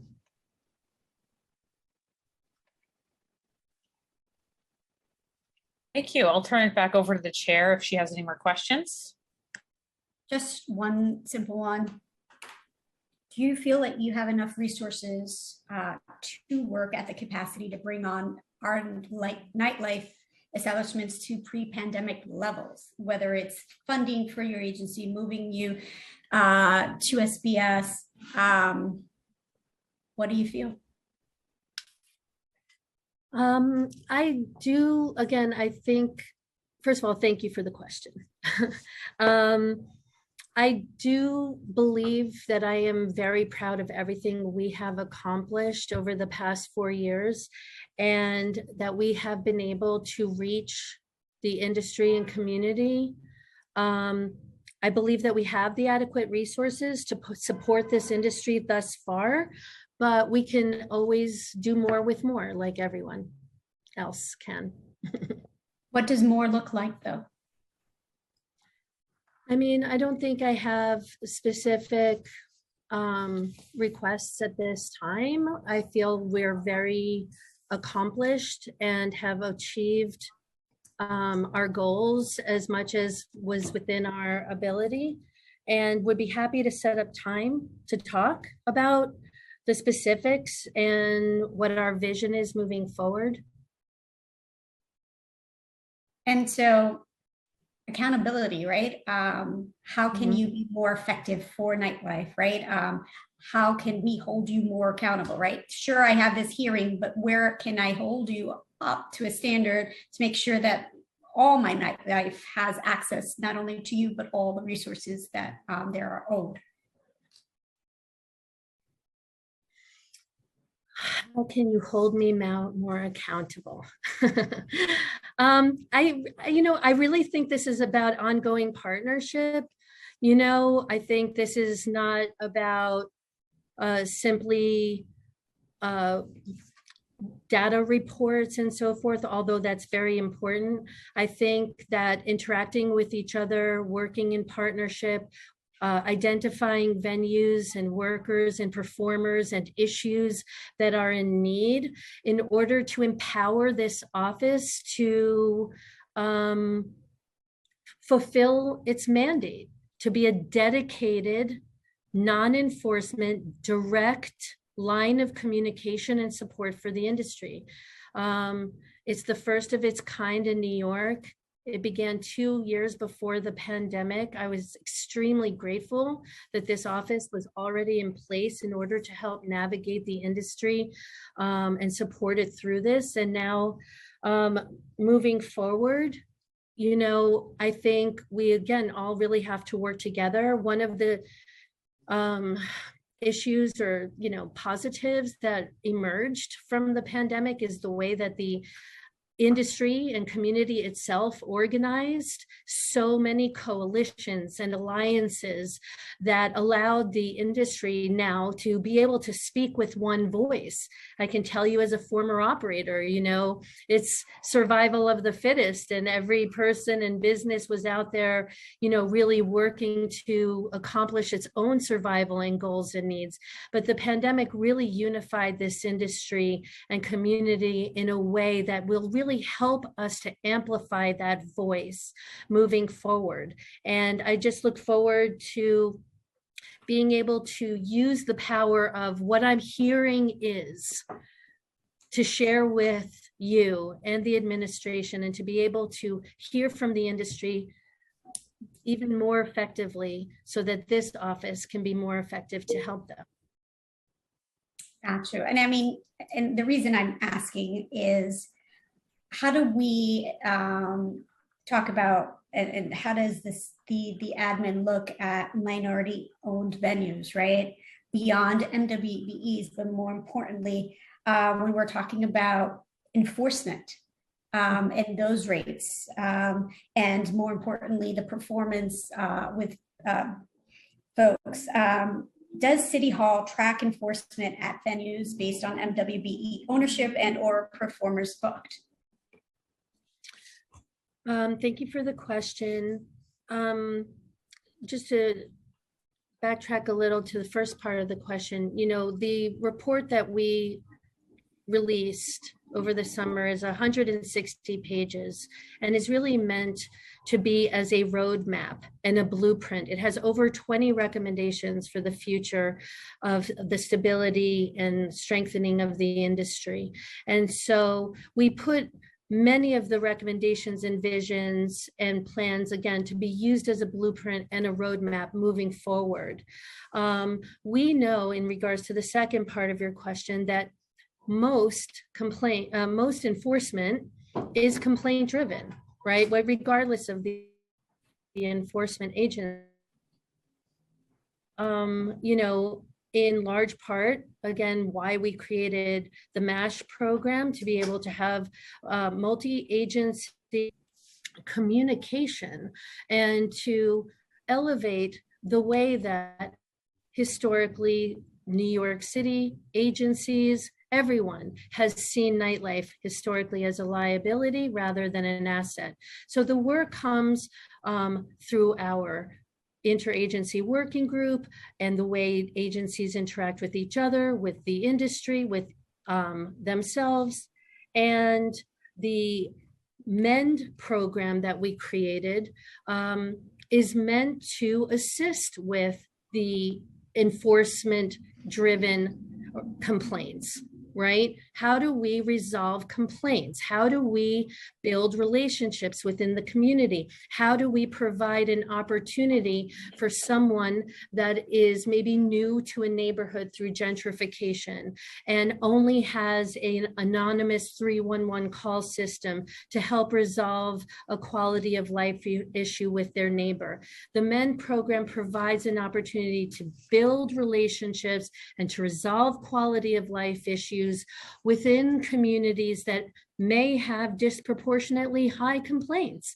And so we're essentially trying to find a non-enforcement solution to resolving these quality of life complaints. And I believe MEND is doing that. And the more we educate New Yorkers about how to use it, the more we can use this approach to minimize unnecessary enforcement visits and to resolve quality of life issues that are long lasting with their relationships.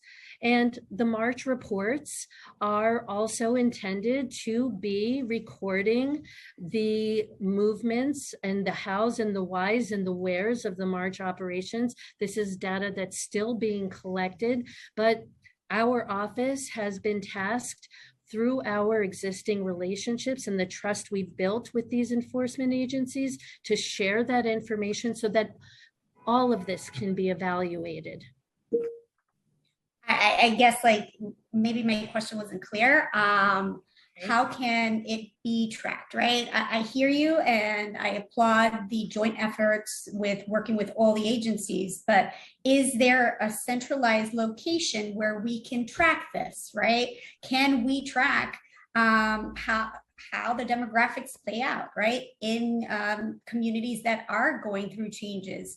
How can we track that? And right now I'm not hearing that. And when we're trying to say that we're providing full support, it seems like it's lacking in this aspect. And certainly our communities deserve not only full representation, but full transparency in making sure that we are not only doing the right targeting and outreach, but that we have the right resources to make sure that we are tracking at the right levels. And it just seems that this is lacking. And is it more because there's no centralized agency, or there's no funding for your particular program to track this? Thank you for that clarification, Chairwoman. The March reports do track by neighborhood and do provide data. I think that is a little bit more granular to be able to address some of the questions that you have. When you're seeing neighborhoods, is it targeted by community boards, the same ones? Oh, you broke. Can you repeat it? Can you go back a little bit? You broke off. Yeah, I don't have a very strong internet connection. My apologies. The March reporting does, although it's data, it does identify regions and neighborhoods and does show trends in where the March operations take place. And so I think that some of what you might be looking for may exist in the previous and additional reports that we will be creating moving forward. Again, there was none during the pandemic, but I believe some of the data that you're looking for is there. And then anything additional to that, you know, of course, we're happy to be able to speak with you further. So my follow-up question while you were in that weird connection phase was, when you're talking about neighborhoods, does it reflect the community board? Because that's the one that approves the liquor license. So it should reflect then that community board. So it's easier for folks to understand where the needs need to be. And also community boards are the center of communities. So when it comes to outreach to the local small businesses and to the workers, it should be there. I'm not sure I understand your question. You're saying with the data that you presented, you said that the March reports are available through neighborhoods, by neighborhoods. And my question to you was, is it by community boards? And if not, then it should be, so that way it's easier to not only reach out to the small businesses, but also to provide a service to the workers there as well. I think being able to get granular regarding community boards is in all likelihood an option, and we can get back to you on that. You know, a lot of the work that we do is also through the bids. We're on a regular weekly call. We have been for years. I think now it's moved to every couple of weeks through the bids that are also centrally communicating with the local businesses primarily. The community boards, yes, they interact with us in their advisory capacity, and when hopefully they're getting complaints usually. But as far as the business support and development and being able to reach businesses, we work very closely with SBS, with the local bids, and also through the quarterly Borough Patrol meetings. Got it. That's enough questioning for me. I believe there are other council members that have their own questions. Thank you, Chair. Yes, we'd like to invite Councilmember Farias to ask questions, followed by Councilmember Brewer. Councilmember Farias. Time starts now.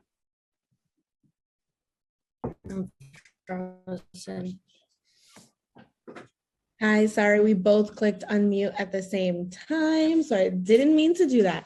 Hi, thank you so much for testifying this morning. We really appreciate it. I've been in and out, so please stop me if any of these have been asked. In terms of nightlife economy right now, I know citywide we've seen so many different venues / small business owners really hit heavy by the pandemic. I'm particularly interested in seeing or hearing from you if you have any data or maybe testimonies that you've heard from venues of, in terms of nightlife economy, how that's impacted tourism at all here in the city? Thank you. Yeah, you're welcome. I don't have the tourism data in front of me now, but of course, happy to get that for you. It's definitely available. Without question, tourism in New York and how it's impacted nightlife and the city is devastating, but we are gratefully building our way back. We see so many venues open. We see Broadway open. We see a trend of new venues opening up every day. And so we definitely get a sense that although we have taken a tremendous blow from a local as well as global perspective on socializing and nightlife businesses, that we are on the road to recovery. If you weren't here, I did share the New York State Comptroller's report that approximately 3 to 4% of the businesses in this sector were lost as a result of the pandemic, and that the most recent number shows that jobs in this sector are still down about 20%. So we're definitely not back, but we're on the road back. By any chance, do we know what the percentage of nightlife venues that are directly connected to hotels? As we've seen, the hotel industry forecast is many years away from recovery. So just was interested if we have that percentage of those numbers. We don't have the percentage of those numbers, I don't believe, but of course I can look into it and get back to you. We do work very closely with nightlife establishments in hotels throughout the city. They're a great resource for entertainment that aren't always near residential areas and give us an opportunity to have real dance floors and abilities to have big rooms and loud music. So we are definitely in touch with them and support them through all of our initiatives, and we'll work with you. I think one thing that I could share with you that is interesting is that we just recently had hosted a webinar with NYC & Co. and are working in partnership with them. They provided a special discount code for 50% off membership if you use the code Nightlife, and also free listings on their website. We're working in partnership right now.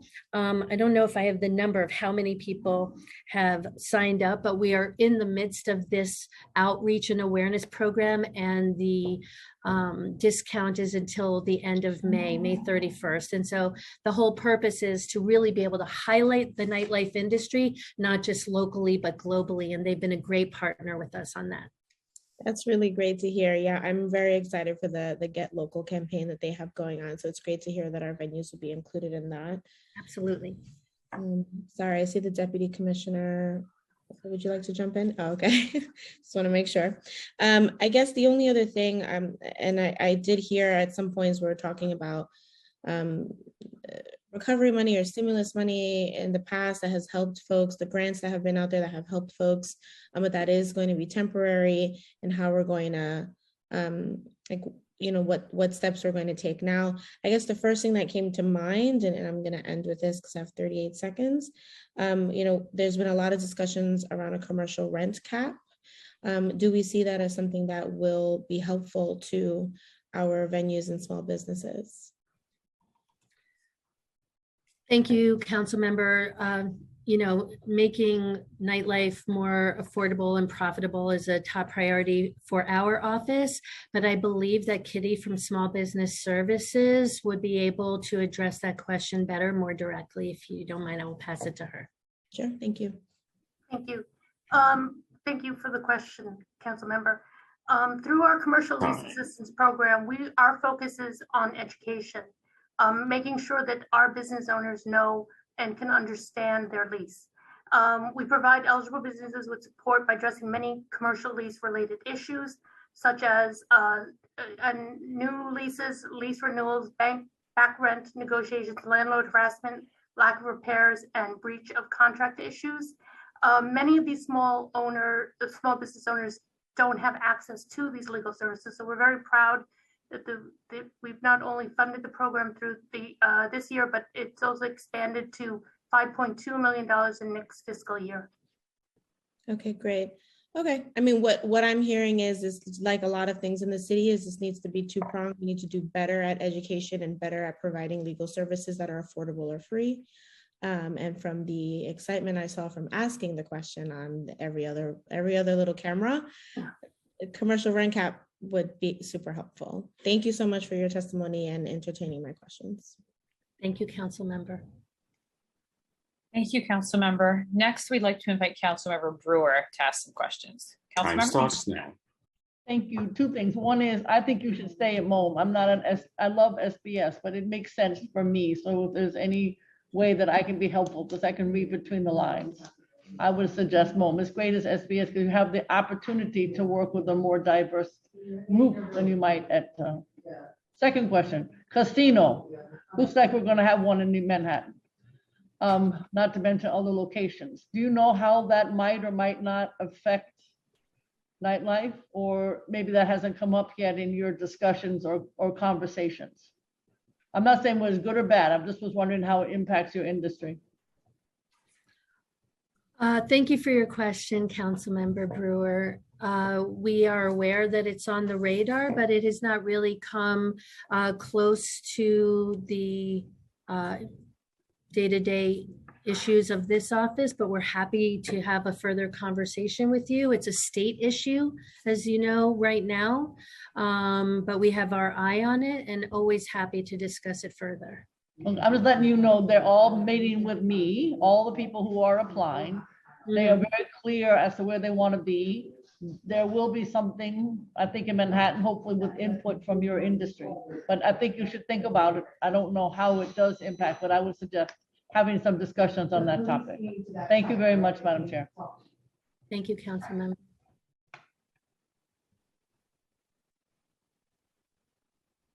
Thank you. Seeing no further hands raised, we will now turn to public testimony. I'd like to remind everyone that, unlike our typical council hearings, we will be calling individuals one by one to testify. Each panelist will be given 2 minutes to speak. Please begin once the sergeant has started the timer. Council members who have questions for a particular panelist should use the Zoom raise hand function, and I will call on you after the panelist has completed their testimony. For panelists, once your name is called, a member of our staff will unmute you and the sergeant at arms will give you the go-ahead to begin upon setting the timer. Please wait for the sergeant to announce that you may begin before delivering your testimony. As a reminder, your testimony must be limited to only 2 minutes. I would like to now welcome Rafael Espinal to testify, followed by Andrew Ridgey, and then Olympia Kazi. Rafael? Time starts now. Thank you for having me. It's really a pleasure being here amongst former colleagues, former friends, I mean, not former friends, current friends, and advocates who are doing all of the great work and ensuring that New York City's nightlife continues to thrive and our city continues to move, especially during this COVID-19 pandemic. I am Rafael Espinal.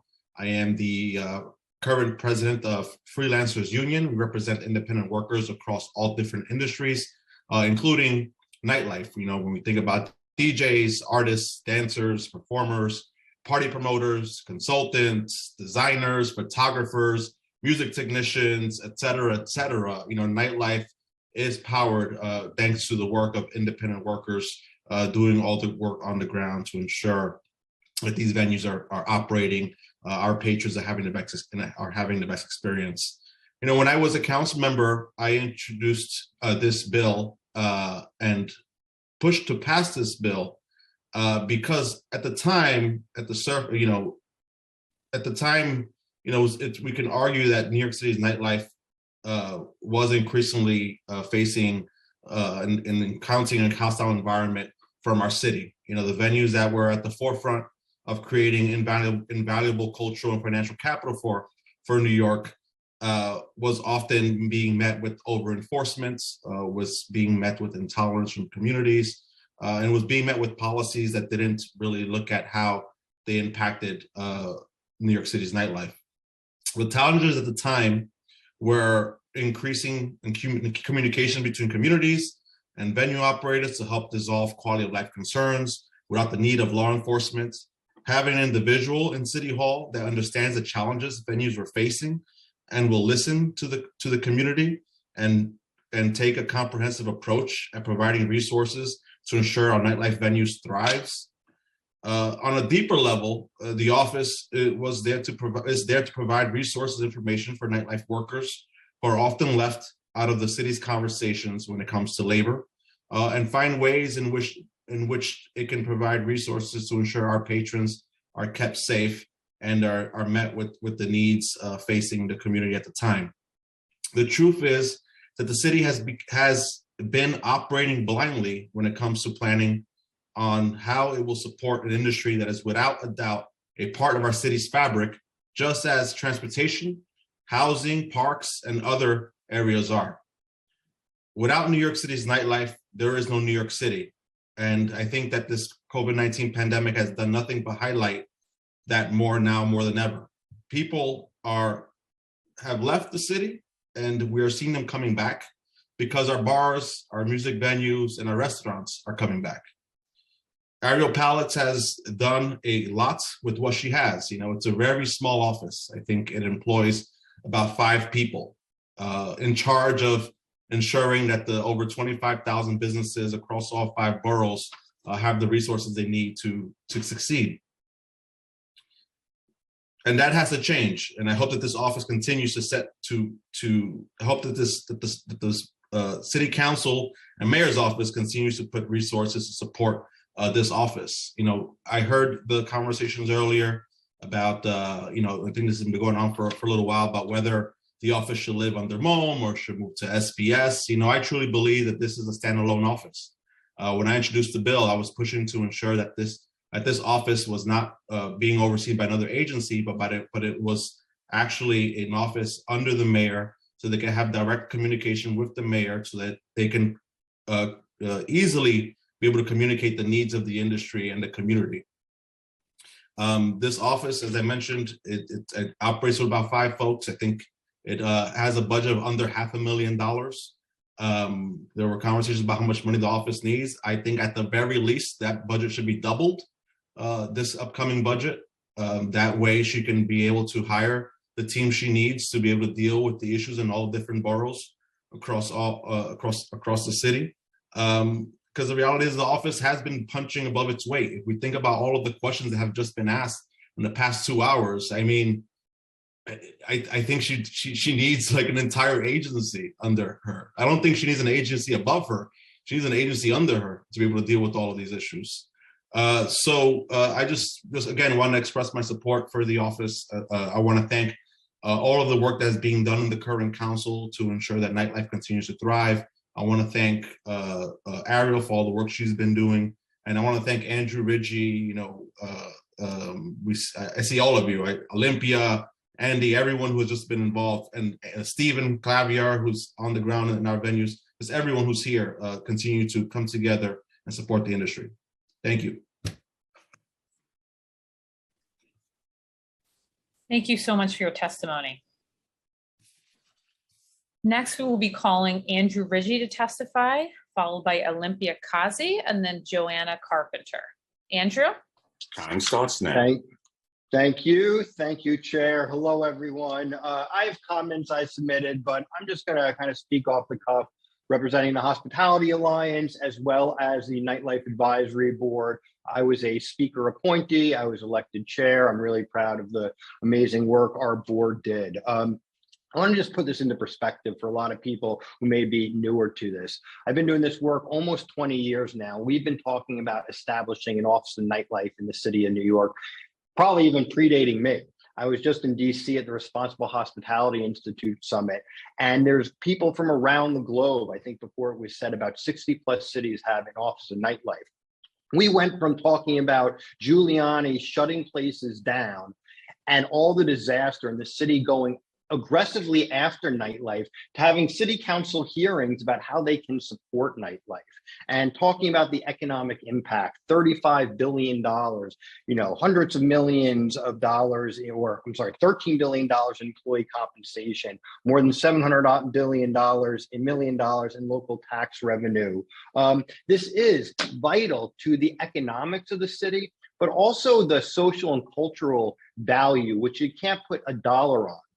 There was an article in the Times last week, and I quote, it said, last year, Mr. Clark moved from Seattle, where Zillow is headquartered, because the article is about remote work and its impact on New York, to New York so he could be not only closer to his friends and family, but indulge in the vibrant music and nightlife scene. From Seattle, Nirvana, Soundgarden, Alice in Chains, to New York City, because this is what our city means, and this is what nightlife and this creative economy means to our city. So the only way New York recovers is if we support our nightlife sector and every different stakeholder in it. And I have to say, Ariel, I've known her for many years, has just done an extraordinarily amazing job coming from an office. May I be admitted one more moment?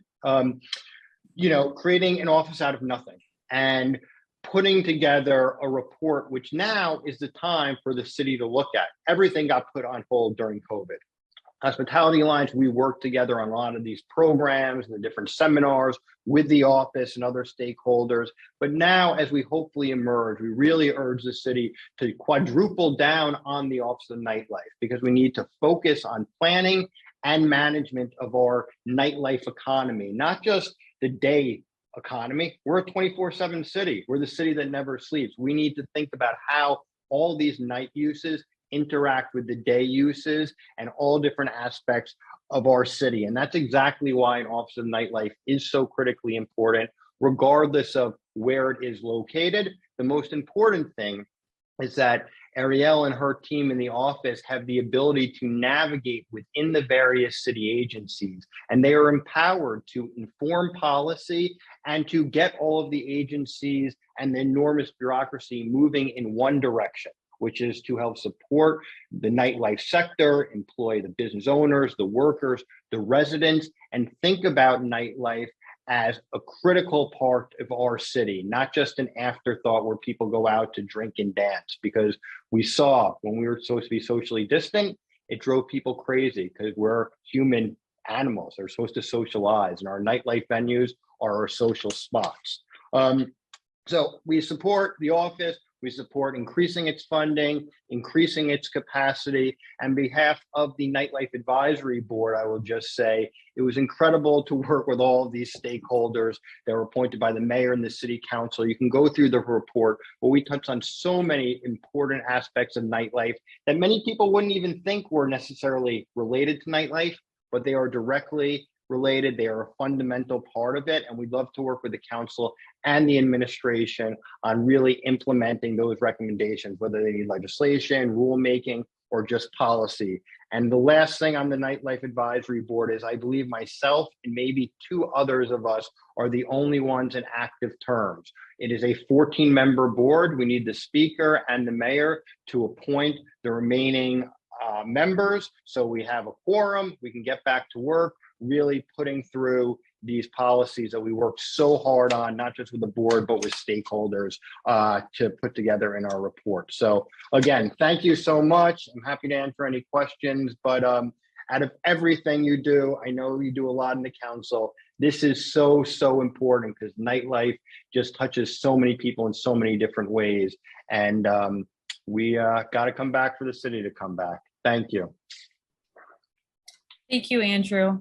As a reminder, if any council members would like to pose any questions to our panelists, you can do so via the Zoom raise hand function. Next, we'll be calling Olympia Kazi to testify, followed by Joanna Carpenter, and then Aurelia Tavares. Olympia? Time starts now. Thank you so much, Chair Velasquez. And, to be after Rafael and Andrew, So my background is very different. I am an architect by training, and I served all my career trying to achieve equitable urban development. But as any good urbanist would tell you, you have no city without arts, right? So I have been advocating for arts, and I am a founding member of the New York City Artists Coalition and the Music Workers Alliance. I'm also one of the lapsed members of the first ever Nightlife Advisory Board, where I served as the vice chair to Andrew.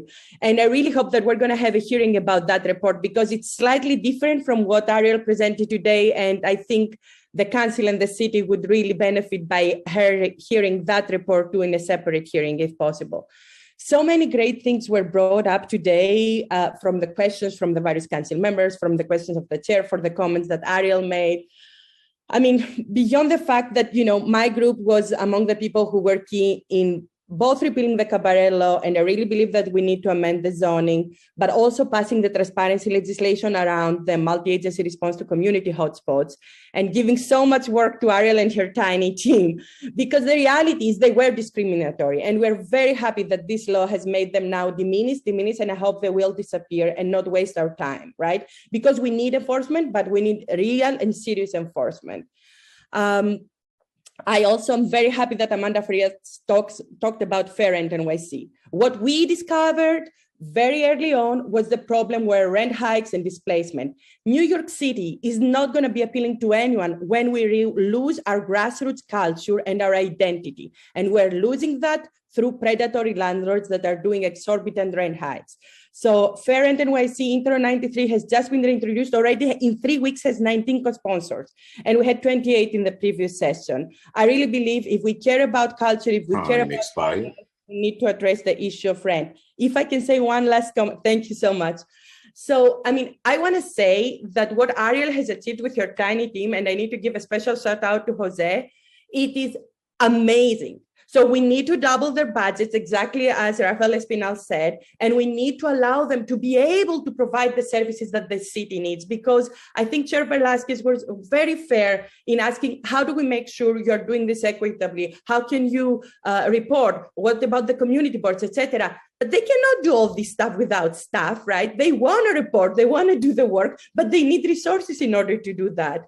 In terms of placement and the question that Chair Manning also raised, I think it is very important that this kind of office, wherever it is placed, it is just empowered and listened to, because they have been such great connectors.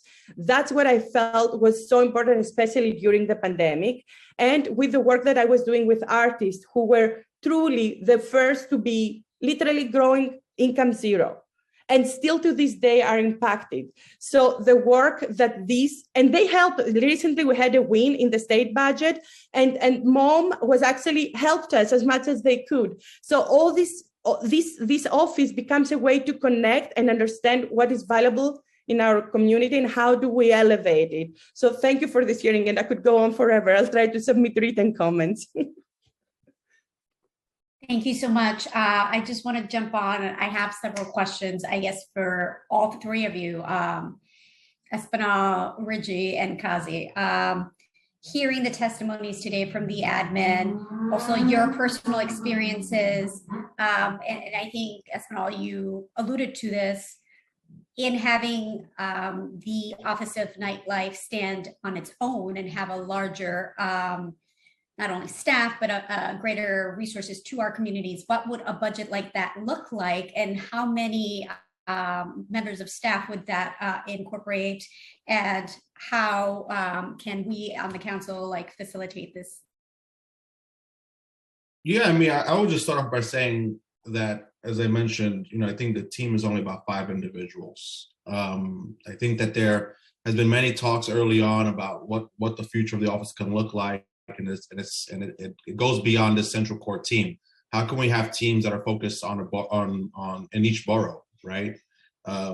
So just doing that math, right? I would say she should have a team of 15 to 20 people.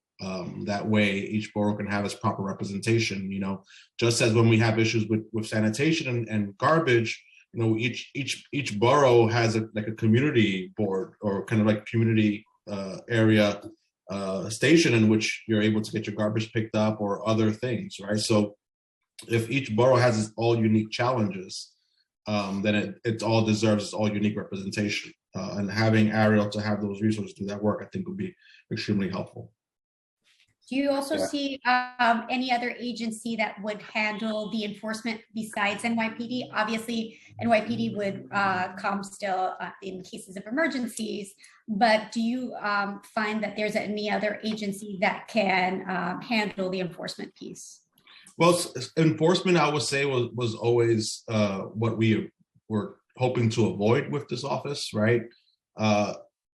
And you know, I don't have all the details on what happens day to day in the office, but I've always envisioned of the office being able to have a record of the 311 complaints, so they can be able to proactively address those concerns before they reach the NYPD. So giving the office the power to more transparency to that information, being able to, we also talked about the ability of creating kind of like neighborhood ambassadors, in which we have folks on the streets, for example, in the Lower East Side, who would be able to direct traffic, direct individuals to help damper down on any quality of life issues that aren't police officers. So I think there are many creative ways we can go about it, but the ideas are there. What's not there is the resources. Andrew? Yeah, no, actually, so I actually just asked Ariel about this the other day. I think there was 3. So really quick, I don't know the exact number, but what I was saying earlier is that they need the ability to get something done. We know that through administration, policies change. It needs to be in a position where they are empowered, and there is going to be less internal bureaucracy for them to go to commissioner within the different agencies and actually get something done. So if that's a standalone agency that has its internal legal and comms and everything, I think that's excellent. I think whatever we do, we need to make sure that, yes, it has staff. Like there's 3 people there now, but also needs to actually have the authority that when they go and say, we need to do X, Y, Z, it gets done. Olympia?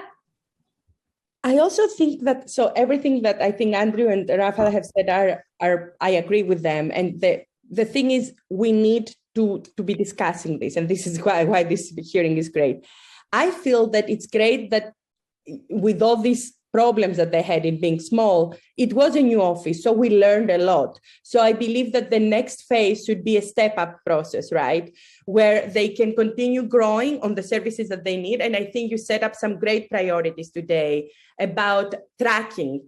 Who is it that we're serving? Who are those who cannot be served right now? As Councilmember Abreu asked, there are still some barriers, either because of digital literacy or language barriers, etc. I feel in order for this office to be able to operate in a truly equitable way, they need to have the resources to do outreach, especially in those communities that historically have been fearful of city agencies because they see them as something to avoid.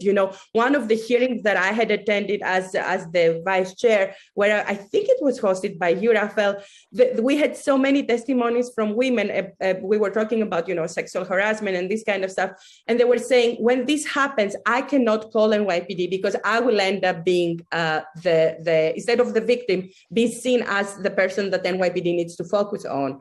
So I feel what the Office of Nightlife has achieved so far is they open the channels of communication. I literally remember when a high up NYPD officer was agreeing with all of us, and we realized that they didn't know what their local precincts were doing and how they were weaponizing against people of color and LGBTQ communities certain programs. So I feel the Office of Nightlife has opened these channels and has started a very good reassessment and almost an internal checkup to other agencies. But I think they need to build upon that and grow because there is so much potential, I think one more thing I'd like to ask Andrew, has the Office of Nightlife been a good partner in the board's efforts, and how can we help support the board? I think you mentioned that the board membership is low, right? Out of 14, Correct.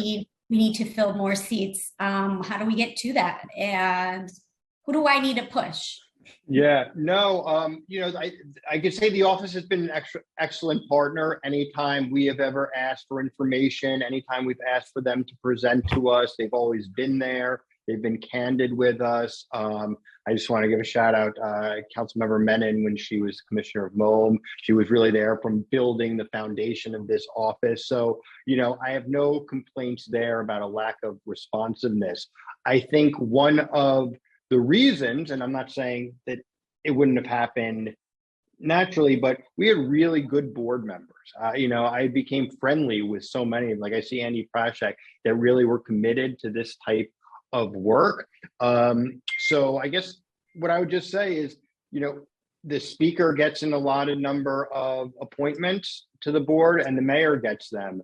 And we should have a thoughtful conversation about perhaps bringing some of those members back who would be interested in coming back, appointing some new voices. They just need to be a real fair representation of all the different segments of nightlife. Because that's the one thing that I learned. There are so many segments. It's not just, the DJ or the owner or the worker or the resident, upstairs. There's so many different pockets. So I think by having a really strong board, that ensures that the office itself has a good board there pushing them in the right direction and calling them out if need be, because they're not doing anything. But fortunately, everyone was moving in the right direction while we were there.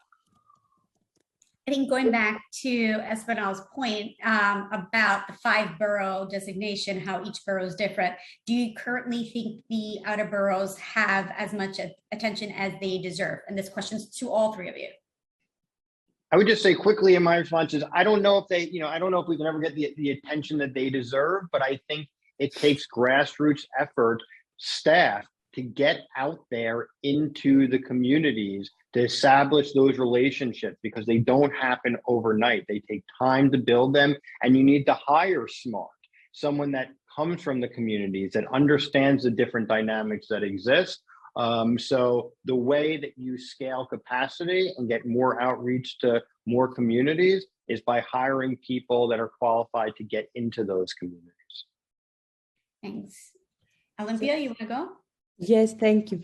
So one of the things that I don't believe, of course, it's always good to have balanced representation in terms of boroughs or specializations, etc. One of the things that I brought to the board, and I would love for the city of New York to continue doing that, is a broader view of what nightlife is, right? Because nightlife is not just, a bar, a restaurant, and this venue, right? There are so many other things. And, I think I was rewarded with the New York Post cover this summer while I was away, because I recommended, oh my God, that the New York Public Library should stay open when people come out of their offices. Like, nightlife is also this kind of culture, affordable culture for all ages, for younger people, older people, and I feel that, with the limited resources that we had, because by the way, Andrew didn't say it, but we also, we had no staff, no support. The Office of Nightlife tried to help us as much as they could, but we literally fundraised for a report as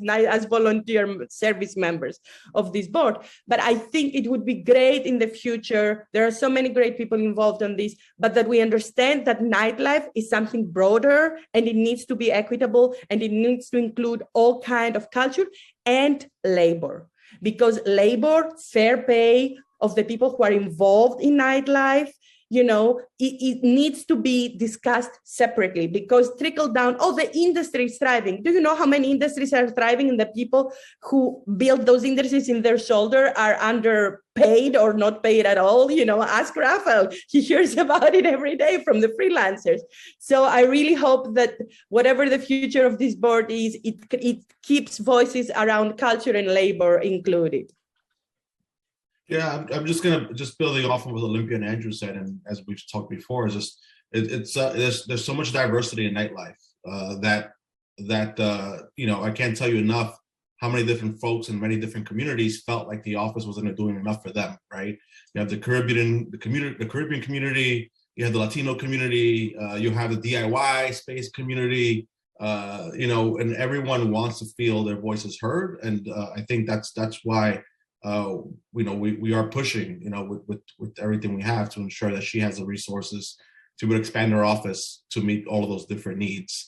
And to Olympia's point, this is just the beginning of this office. There is a lot more to nightlife than just the venues.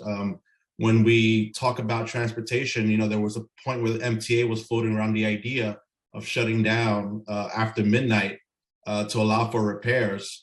But we knew that was going to have a detrimental impact on the workforce that depend on the transportation systems to get back home from work. So there are many different conversations that come out of this office and come out of this topic that go beyond the venues, which is why it's important that this office continues to have the resources it needs. Thank you. Those are my questions. Do any of my colleagues have questions? Okay, we're going to continue on with other public testimony. Thank you all. Thank you, Chair. Next, we'd like to call Joanna Carpenter, followed by Aurelia Taveras, and then we will be calling Andy Prashak. Joanna? Time starts now. Hi, everyone. I'd like to thank the committee and Chair Velasquez. I'm also going to be super quick because I have to sprint to the airport to catch a flight. So thank you all for holding this and doing this. I'm Joanna Carpenter. I am the co-founder of Save NYC Bars with my collaborator, Megan Rickerson, who is also here. I've been working in hospitality for about 20 years, coming up on 20 years now.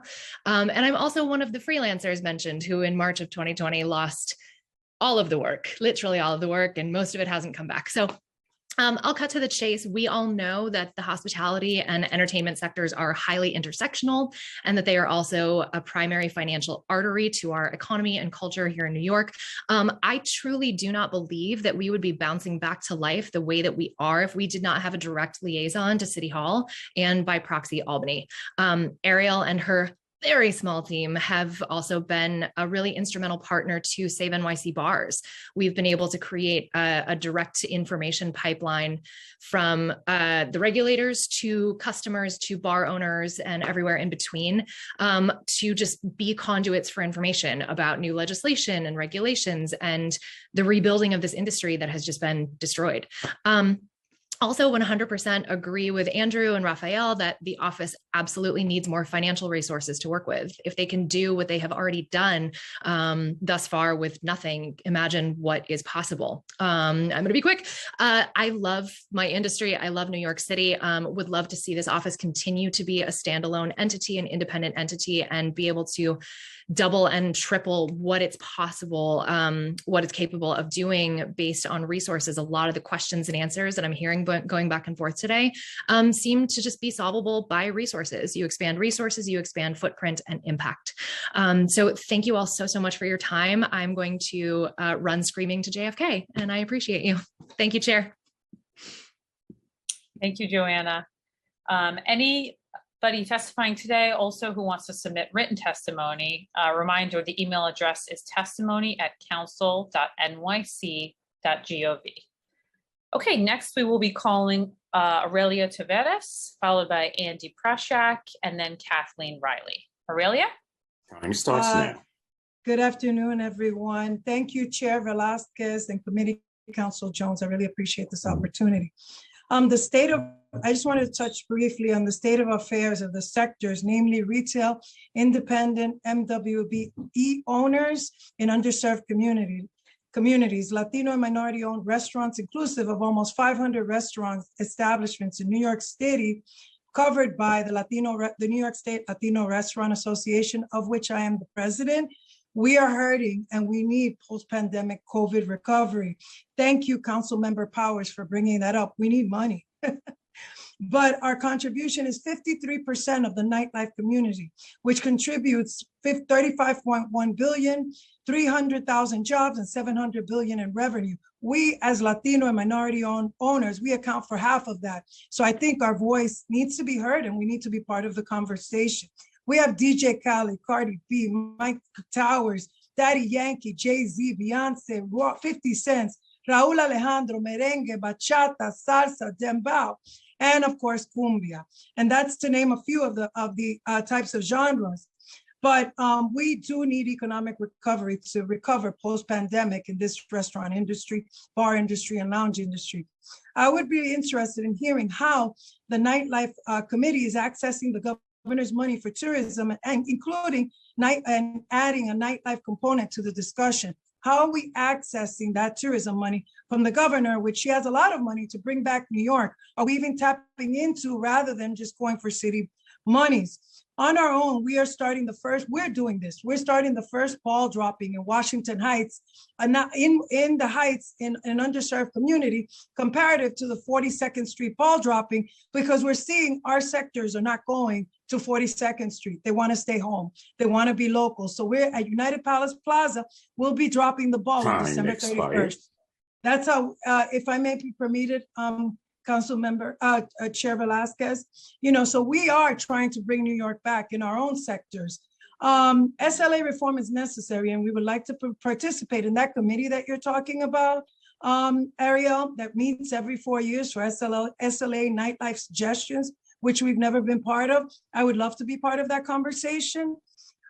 We request arbitration clauses for commercial leases. We think that if we're going to give, we're asking City Council, if our landlords are almost practically forcing us, if we want the space, to sign personal guarantees that they be submitted to arbitration clauses before they're enforced, if they want to be enforced in New York City. They can go rent anywhere else, but if they want to be enforced, we shouldn't be carrying those obligations for a lifetime, a debt that we're no longer in the space. That doesn't make sense, but we realize that real estate wants money as well. And an arbitration clause to all personal guarantees, I believe, is necessary. March operations and inspections, we could go on this forever, but they need to have respectful entrances into our minority-owned businesses, not just turn on the lights and everybody starts running around like the lights when you turn on. It's craziness. Our customers don't pay the bill and they walk out quite quickly when we don't. Disrespectful to the owners, identify yourself. Don't just barge into our establishments. We pay our taxes too. Customers, and the overall is, the overall feeling of my owners is that they're disrespected. They want all of us to work in an environment. We want to work together. We want to bring back New York, but we want to work as a team. Noise, I'm advocating that DOB add to every new construction in New York, commercial or residential, that they add a soundproofing requirement and component. That the soundproofing, they set a soundproofing code that even landlords now, today, they're making us spend $65,000 or more in soundproofing our establishments to stop noise. They're making money too. They need to contribute to it. That a new code be established for soundproofing so that landlords can pay soundproofing, and they must meet code within a certain amount of time, because if we're paying, they need to pay too. Council Member Menon, a person who I respect enormously for establishing the committee. In the past, I would have advocated for the turning over of this agency. We believe we have not been part of this conversation for a very long time. However, Ariel has shown that she can be a true partner. I support this agency remaining independent if there is a commitment to including, we have restaurants, we have rooftops, we have clubs, we have lounges, we have the top of the top, including Latinos, including the Black Restaurant and Asian Restaurant coalitions that we are incubating. If she commits to including the sectors that if she wants money and she wants our commitment to change, we need this agency to change and be more inclusive. But otherwise, I cannot support this agency not being merged into SPS because we want accountability. We don't want to be on the side. We don't want to be just a select few here are part of that nightlife community and all that conversation. If they commit to bringing us onto the table, I will advocate for her staying individual and separate with her agency. Otherwise, we must merge, because I believe Commissioner Kim has all the credentials, because he knows SLA, he knows the internal workings. He can bring this all together and make everybody account to what they're doing and where they're going, because we need solutions. I support the status quo of the agency with a full commitment to inclusivity. The Latino Restaurant Bar and Lounge Association has over 500 members, and we should have representation on that board. We want to be part of the conversation, and we want accountability. For those relationships I divided the Latino, the reason we're so successful this year is now under my leadership, we have split the New York City into quadrants. I believe that would be helpful to this agency. Get a representative in each borough to be the nightlife commission on that borough, and then report to a main borough so that you could you want to be part of the cities, you want to be part of change, you want to hear what's on the ground. It's by putting soldiers all over the place. And that's how I believe this agency would be more effective. But otherwise, I would support either plan. But Ariel has committed to helping and to bringing us as part of the conversation. If not, Commissioner Chair and Commissioner Velasquez, City Council Menon, Farias, and Espinal, I ask that this be merged into SPS. Thank you for listening. Thank you for your testimony.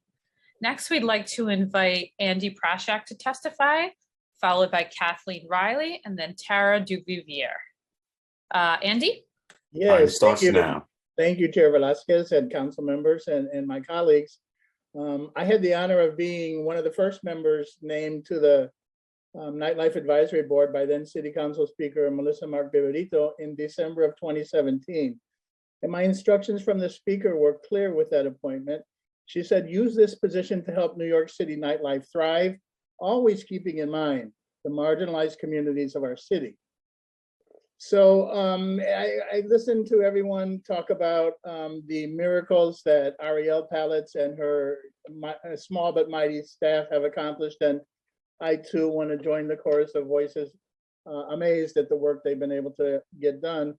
But today I want to share a very personal experience that I hope you take with you as you consider the future of the Office of Nightlife. The exception that I received from Andrew Riggi and the other 12 board members when I came out to them as an openly gay advocate for the LGBT community was genuine, heartfelt, and really meant a lot to me. I want to thank you all for that. And even then I went on to share with them that while I wanted to advocate for our larger, glitzier, big money venues like those run by my friend Robert Fluette, my real passion was to make sure that we reach out to those on the edges of our community, that those who sometimes exist in the shadows and we may not even consider to be a part of nightlife. So I just want to remind you that the queer history in New York City is legend. I mean, Stonewall is nightlife and nightlife is Stonewall, and Stonewall to us is freedom and the elimination of any repression and that we may be feeling. So it's in our DNA. We understand how important nightlife can be for all of us. So when it came time to recruit community members to testify before the advisory board, I was pretty clear on who I wanted to hear from and who I wanted the advisory board to hear from and who I want you to learn a little about right now. Time expired. If I may. One was the first guy was Freddie Cosmo, a young queer Black man trying to find his footing in New York City that I met at one of Ariel's town hall meetings. And Freddie had a dream of becoming a promoter. He explained to us the unique intersection of nightlife performers, patrons, and the homeless population in New York City.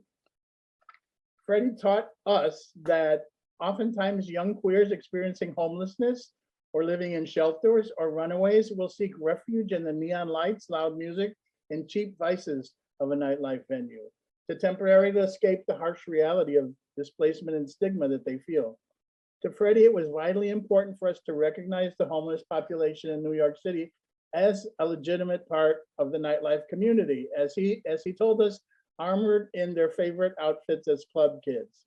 And since his testimony, I'm happy to report Freddie has gone on to host his own podcast and is promoting and performing at various queer venues in New York City, and we still keep in touch. Another person that I was able to bring before to testify was Michael Olito. Michael Olito was a favorite of Andrew Riggi. He was a cisgendered, affable, straight retired firefighter who has owned the S&M Club Paddles in Chelsea for the past 35 years, which is, of course, in Eric Botcher's district. Michael is living his dream of owning a safe, clean, legal nightlife venue for people involved in what he told us was the kink scene in New York City. And Michael went on to confide to us, we are often perceived to be monsters, abusers and degenerates by people who have no idea who we really are. We are no different from anyone else you meet every day. Most of us have no idea why we're kinky. We just try to find like-minded individuals to experience it with. And he told us that New York City is one of the few places in the country where they can do this legally.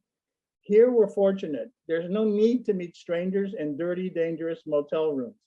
And Michael begged us, please don't let that ever change. That was his big ask. And finally, we heard from Stephen Mills, a program coordinator for the Men's Sexual Health Project at Mount Sinai. Fascinating gentleman. He provides free HIV and STD testing and education at sex-positive clubs and parties in New York City. They provide sexual health services to people who might not seek it otherwise due to stigma, discrimination, or maybe just a lack of health insurance. Education and services without judgment is what Stephen called it. And he told us that bringing these services directly to the nightlife community has created a bond and a trust between healthcare providers and club owners, promoters, and partygoers. Who would think that we had that going on in our nightlife? So in summary, I just want to ask you to remember that take with you that on one afternoon during one set of hearings, we heard from three pretty amazing, important stakeholders in our community who seldom, if ever, are given a voice, much less a place at a table. Three individuals that we may not have thought of as elements of New York City nightlife, yet they're all important figures in our community that must be heard and must be supported. Without the Office of Nightlife, I can't imagine another space that would welcome them and their messages. Three very personal examples why the work of the Office of Nightlife must not only continue, but expand its mission with increased funding and staffing from the council. Thank you for allowing me this opportunity. Thank you for your testimony. Next, we will be calling Kathleen Riley, followed by Tara Duvivier, and then Jen Lyon. Kathleen? Time starts now. Good afternoon, everyone. My name is Kathleen Riley. I'm the New York City Government Affairs Manager for the New York State Restaurant Association. We're a trade association representing eating and drinking establishments all over the state. As a bit of background, the hospitality industry, including bars, restaurants, and other nightlife establishments, continue to struggle in support. Our operators are in debt, they owe back rent, they've suffered sustained lower sales and continuously rising food, supply, and energy prices, and it will take time for them to dig out. Many hospitality establishments that never received federal relief are starting to believe that they aren't going to. They've lost hope it will ever come. So the sort of key takeaway on the state of this industry is that while we're excited to see bars and restaurants foot traffic start to pick back up, it's a positive sign, but a busy establishment today does not negate 2 years of losses. And when you walk around your neighborhoods and see bars and restaurants that are busy, that's something to celebrate, but it doesn't mean those operators are fine now or they're back to normal because they're almost certainly in some kind of debt. The hospitality industry is regulated by so many different moving pieces in city government, between city council, the mayor's office, various regulatory agencies that touch bars and restaurants. And we saw during the pandemic some of the confusion and miscommunication that can happen when the same set of businesses are hearing many messages from many messengers and inspectors. So we really do value the mission of the Office of Nightlife to prioritize a comprehensive approach to nightlife establishments, and we support increasing the resources that are dedicated to this office. As the new administration continues to establish a relationship with the industry, and it already appears to be off to a good start, with even more value from the hospitality industry in New York, we see a real critical role to be played by the Office of Nightlife to help coordinate and navigate the way nightlife establishments, the administration, and the community relate to one another. As one example, we heard about MEND today, and I think that initiative could potentially play a really important role helping us achieve a big goal for New York City in permanent outdoor dining. Those of you, do you mind if I continue? But how much longer? Just because I was just told that we have over 30 people waiting, so I don't want to keep it too much longer. Okay, just a minute. Okay, go ahead. Okay, thank you. The outdoor dining program has met with some quality of life concerns from residents in some neighborhoods. I wonder if MEND could help navigate that and help neighbors and businesses come to a mutually agreeable sort of idea about how permanent outdoor dining could look and be sustainable for everyone. We're also appreciative of the administration prioritizing small businesses already, including the executive order about identifying top violations and suggesting ways to reduce the burden on businesses, including suspending the liquor license surcharge for New York City and creating a kit of parts for outdoor dining. We see the Office of Nightlife as a great partner for the administration to help identify future ways to improve the business environment for bars and restaurants and nightlife establishments in New York City. Thank you. Thank you for your testimony. Next, we'll be calling Tara Duvivier, followed by Jen Lyon, and then Adil Ahmed. Tara? Time starts now.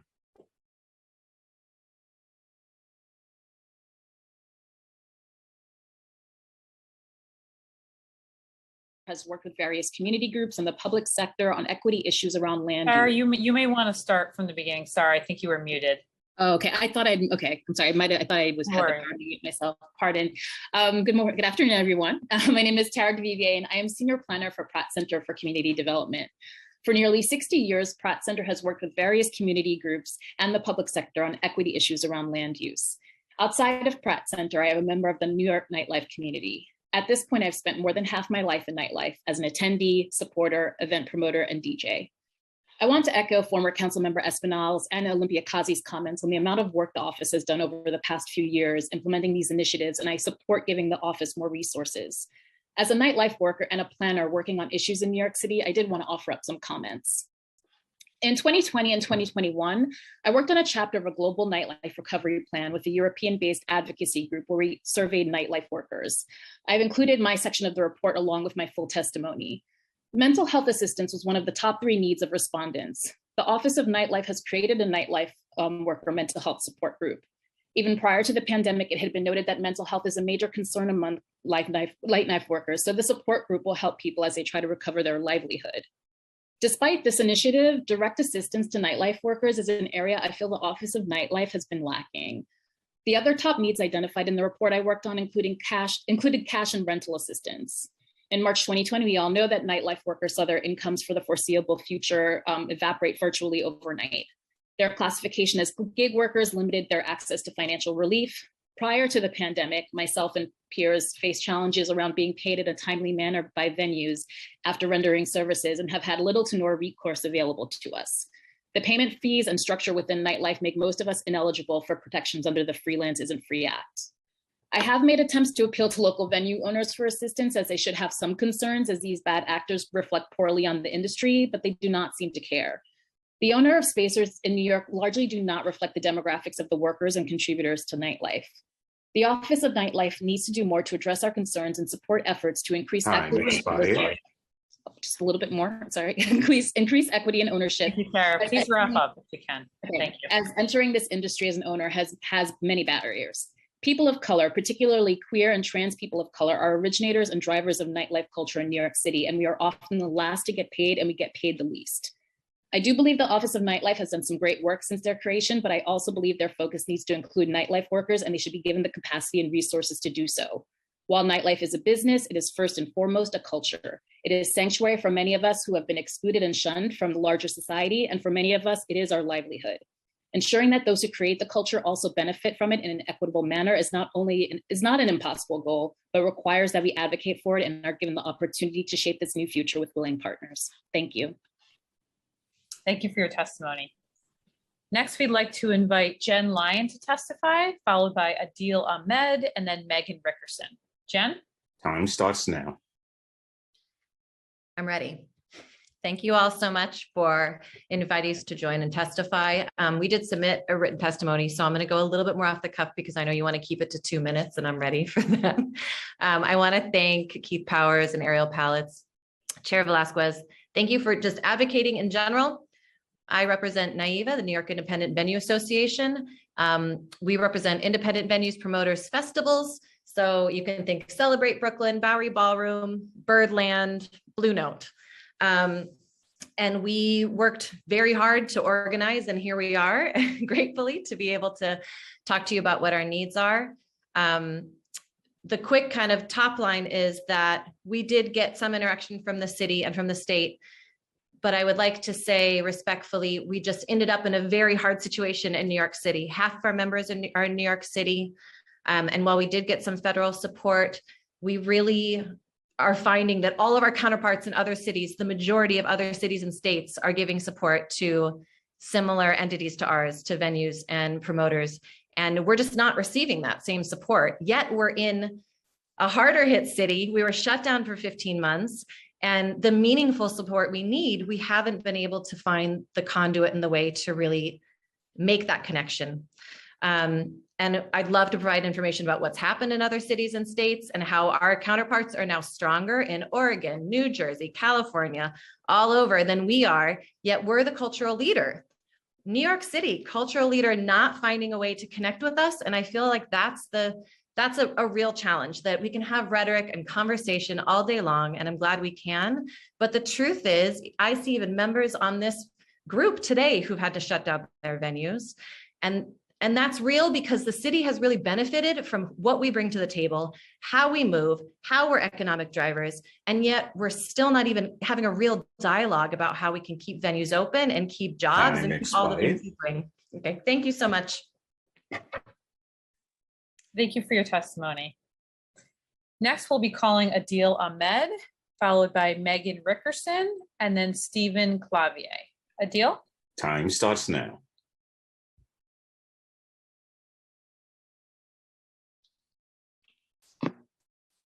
Hello, can everybody hear me? Okay, awesome. Yes. Good afternoon, everyone. My name is Adil Ahmed, and I'm the community organizer of the Black Institute. Today, I'll be reading the testimony of our executive director, Bertha Lewis. So these are her words. Our organization is a racial justice action tank. One of the closest issues to our heart are the inequities that exist among Black and Brown nightlife owners in New York City and the neglect of the Office of Nightlife's action to address it. In 2019, we released a report, Cabaret 2.0, which showed the March raids, which were rooted from the racist cabaret laws, specifically targeting Black-owned nightlife businesses through revoking their licenses. It's a fact that minority-owned establishments are targeted at disgustingly higher rates, resulting in many of them closing their doors. The Office of Nightlife instrumented this oppression by being severely underfunded under the Mayor's Office of Media and Entertainment, resulting in failure to respond to complaints and pleas for help from Black and Brown operators. Bertha Lewis believes that all of this falls on the shoulders of Senior Executive Director Ariel Palitz. When we came out with Cabaret 2.0, we attempted to bring the plight of Black and Brown nightlife operators to her attention, only to be met with dismissal and derision in meetings we had with her. She's doing nothing to stop and everything to encourage the oppression of these establishments, with these businesses remaining main targets of law enforcement and receiving no help from the office. There's real opportunity for nightlife in New York City to flourish once again with minority business at the helm, but there needs to be some changes in order for this to happen. And so it is necessary that Ariel Palitz be removed as Senior Executive Director for lack in care and communication on the higher rates in targeting of Black and Brown operators. The Office of Nightlife be removed from MOME's jurisdiction and stand alone as the Mayor's Office of Nightlife, being abbreviated to MOON. The Office of Nightlife's budget be dramatically expanded to provide the services that nightlife establishments require. All operations and services currently under the Office of Nightlife be overhauled with respect to updated target demographics for these operations and services. And lastly, the Office of Nightlife must make an annual report to the City Council and Mayor explaining their diversity plan and how they help minority nightlife establishments. Expired. I'm just wrapping up. We can make New York City nightlife more vibrant and diverse, but we must recognize that a broken system led by incompetent racist officials will only serve to hamper that. Thank you for the opportunity to speak today. And I want to just say again, and once again, these are the words of Bertha Lewis, our executive director. Thank you.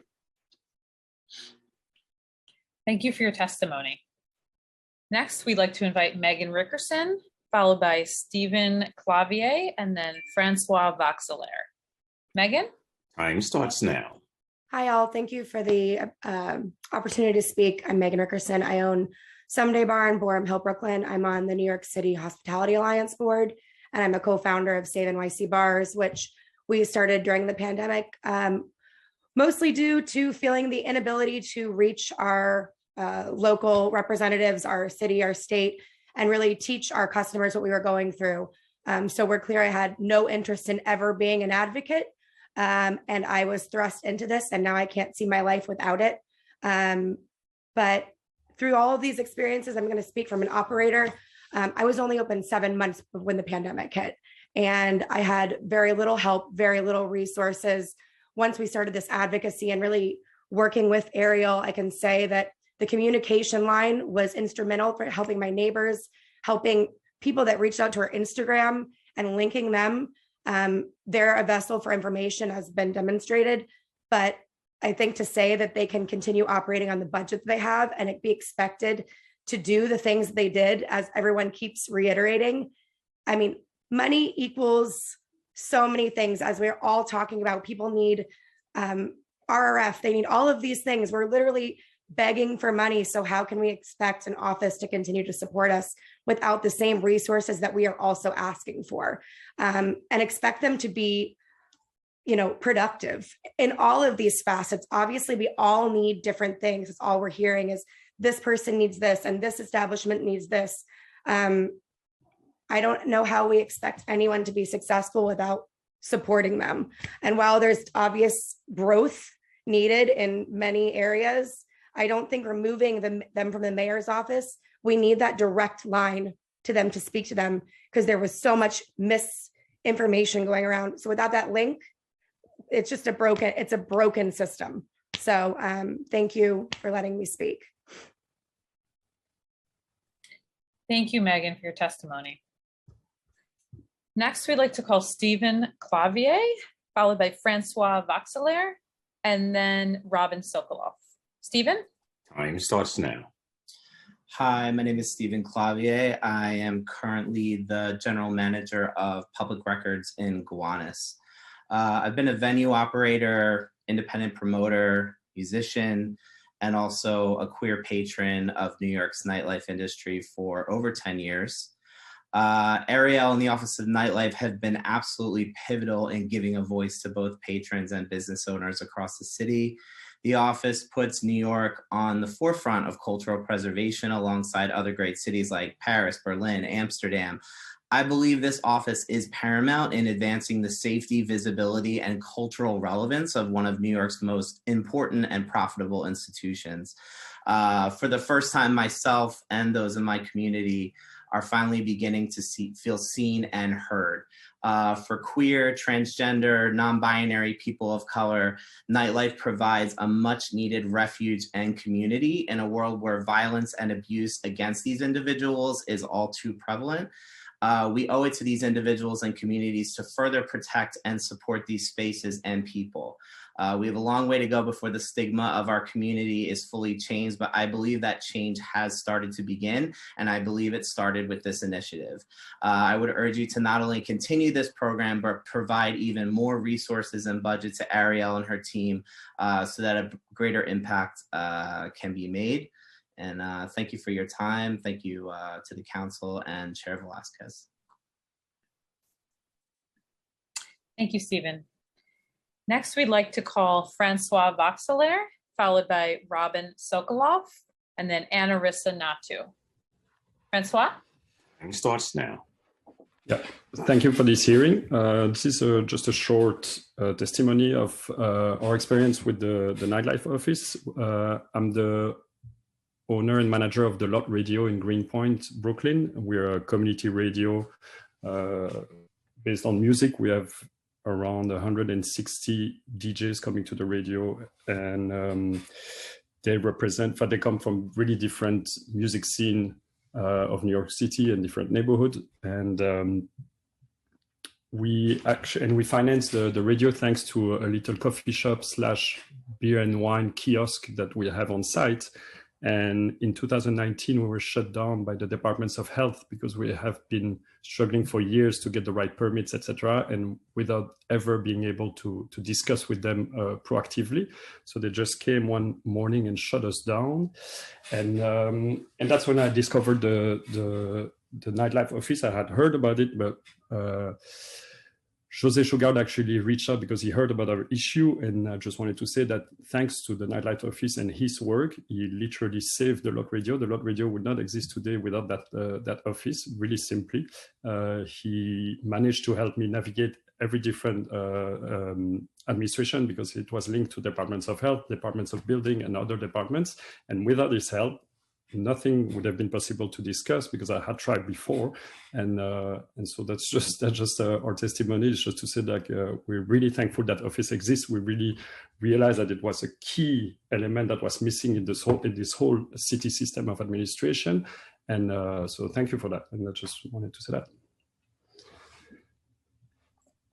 Thank you for your testimony. Next, we'd like to call Robin Sokoloff to testify, followed by Anarissa Natu, and then Francesco Beclaro. Anarissa, or sorry, Robin, next. Time starts now. My name is Robin Sokoloff. I'm speaking to you from the City Parks Foundation Summer Stage, building Main Stage Central Park, where we serve up free music and dance programming to New Yorkers all summer long. Pre-COVID, I built 3 venues in 10 years.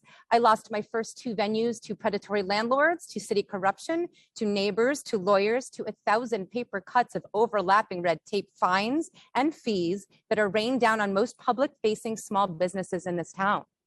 When I dared to open my doors one more time in 2018, my venue became a political football between our landlord, our neighbors, CB1, the DOB, the FDNY, the Loft Board, and multiple city agencies that claim to oversee health and safety in New York City. We were unnecessarily held up from receiving standard operating permits. Our hours were severely limited before we even began. And I was bled of precious time and money that should have otherwise gone to our workers and our community. Our overhead doubled with no revenue flowing. It was demoralizing and destructive. Thankfully, there was an Office of Nightlife in its early formation. Ariel Politz and her team stepped in immediately to listen, to research, to solve and resolve. The Nightlife Office waded through intersecting building code and fire code and noise code and sprinkler and HVAC code. They brought intersecting city departments and officials to the table and mediated until things were made clear and right on our behalf. They uncovered defunct processes, illegitimate building violations, and created new avenues for efficiency and communication. As one of their first test cases for their successful MASH and MEN programs, they brought conflicting stakeholders to the table and had great success moving us all closer and forward together. And they did so with incredible speed because they were independent. Had it not been for Ariel, Jose, Francesca in those early days, we would have gone under. It took 2 years from lease signing to get us out from under, and we finally prevailed just before COVID hit. Simply put, because the Office of Nightlife and that team were doing their jobs, I could finally do mine. Because of this new office, we were able to go on to create tens of thousands of hours of free space for local artists, entrepreneurs, and now serving civic leaders, some of which I'm thrilled to see here. We raised money for human rights organizations. Yeah, I will. We raised money. We hold 300 events a year, and we did so primarily for queer communities, trans communities, non-binary communities, and communities of color. Through COVID, this Nightlife Office made sure we were not alone. And through the newly formed NAIVA, Jen Lyon, thank you so much, we were able to get through this pandemic. I speak for myself and the 25,000 other culture and hospitality operators and beloved workers and patrons when I say we need this office. We need to be better funded. We need them to have more people, and we need them to stay independent so they can keep doing their very good work.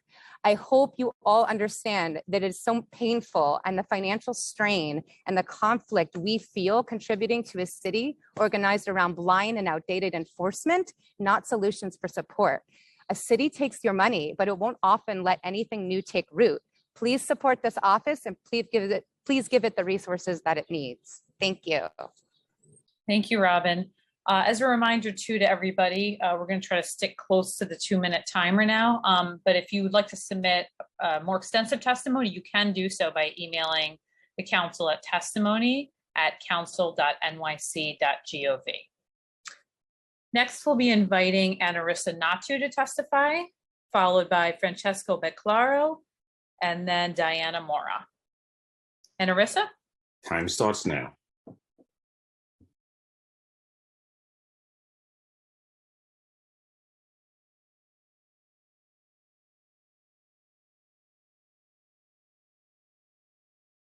Hello? We can hear you. Okay, so I just want to let you know that I may just go over the 2 minutes just a bit, but I think it's really important that I speak because I represent the Caribbean community, which I have not heard from on this call at all. And again, so my 2 minutes, if you can, please, because we do have some other people waiting. Thank you so much. Sure. So my name is Annarisa Nathu. I'm the executive director of CARA, the Caribbean American Restaurant Association.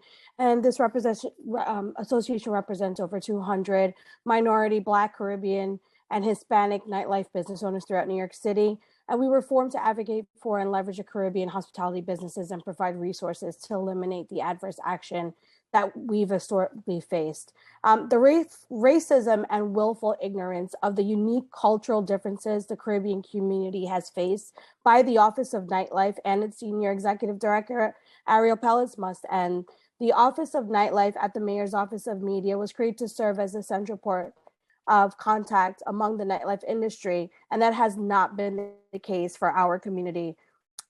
The Black, Caribbean, Hispanic, Latino business owners have contacted the Office of Nightlife regarding the March raids, NYPD business enforcement inspections, and the uncountable harassing visits our community has received. And on numerous occasions, they have been ignored. The Office of Nightlife has always been aware of these racially motivated inspections and has deliberately chosen to turn a blind eye to the racial weaponization of these financially crippling enforcement tactics.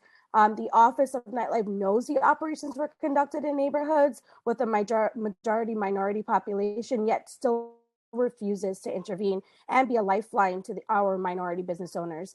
So there are 6 examples of businesses that I've included in my written testimony, which I won't go in since time is limited, that you guys can view. However, I'd like to close and say that the hospitality and nightlife business owners has spent millions of dollars on fines, legal fees, would have otherwise been saved had the Office of Nightlife done its job and intervened to stop the abuse. I'm closing. The deliberate and racist lack of intervention has resulted in tens of millions lost in economic impact and thousands of jobs lost throughout New York City. And it is a fact that the Office of Nightlife deliberately dealt a fatal blow to many, while countless others in our community have struggled to stay open. We believe that the office needs a complete overhaul, and we would love to continue the discussion. Thank you very much. Thank you very much for your testimony. Next, we'd like to call Francesco Beclaro to testify, followed by Diana Mora and then Daniel Nardicchio. Francesco? Time starts now. Hello, thank you so much, the committee and councils. My name is Francesco Beclaro, represent Musica Club in New York City. I actually wanted to thank you a lot, the nightlife, directed by Ariel. They helped us a lot in the first moment. We got in contact with the dedication and professionalism. Ariel and her team came to visit our nightclub Musica and explained us all the initiatives and benefits that the city created for our industry to help our business. We really appreciate it to meet in person. So, I mean, it's the first time, you come from another country and you are actually opening a club in your dream, New York City, where the nightlife is probably, as a kid, I was dreaming to open a club in New York City. And I'm very, very proud to be here. And probably the only city in the planet with an incredible office like they have. During the last couple of months, they actually answered to all our questions about regulations, compliance, and COVID-19 requirements. We had an opportunity to attend webinars and marketing, either on the phone or in person, where we discovered how and where to promote our business. We also attended the Narcan Behind Every Bar webinar, which trained us on how to prevent and overdose from opioids. It's very important to know that you have somebody that get drugged or there is a drug problem in the club, there's somebody behind you teaching you what to do. The nightlife, actually directed by Ariel, helped us out a lot. We were informed about MENT NYC, the beautiful initiative that provides free meditation and conflict resolution services and address neighborhood disputes, and about the Elevate Nightlife program, which offers free mental health support and operators of our industry.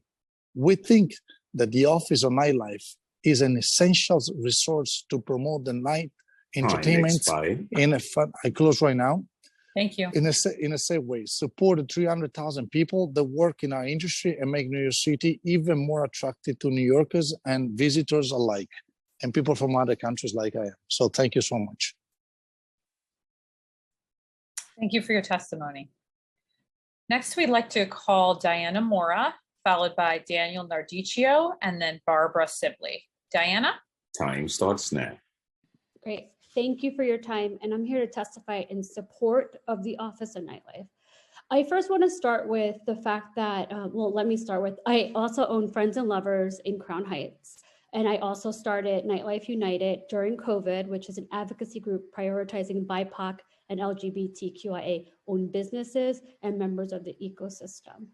So personally speaking, I have had a lot of experience with the Office of Nightlife. It was the first time that I felt like we have a voice and a direct line should anything arise, but just a resource. And they're not the solutions to everything, but they are a good ear, and they listen and they try their best to bring solutions to the table or point me in the right direction. I've never had that before. As a business, we've been rated 3 times. I was never able to figure out why or get to the bottom of it. I've been to precincts and they disregarded me. It was so obnoxious and so rude. It wasn't until the Office of Nightlife led the roundtables where things just changed drastically. Being able to have a microphone and talk to everyone at once and get the answers that I needed changed things. And also part of what Office of Nightlife enabled to happen in Crown Heights was to create a more and a healthy relationship with the local precinct, which I thought was so pivotal for our growth. And so since its inception, the Office of Nightlife, it's really is centering culture and making us part of the conversation and giving us a seat at the table. I've personally seen them try to help as many people as possible within BIPOC and the LGBTQIA community. And I just look forward to seeing what they have ahead of them. Really hope that they get funding to grow the team so that they can clearly help others who feel like they're not getting the support that they need right now. Thank you for your testimony. Next, we'd like to call Daniel Nardicchio, followed by Barbara Sibley, and then Megan Joy. Daniel? Time starts now. Hey, how's it going? It's Daniel Nardicchio here, and Tabasco.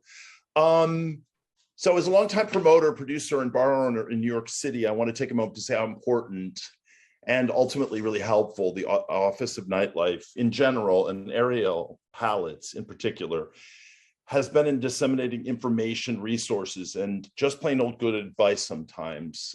When my bar club Coming, a gay bar in the East Village, was challenged for having live music by a very aggressive Community Board 3, Ms. Pallets was a groundswell of resources, support, and ideas.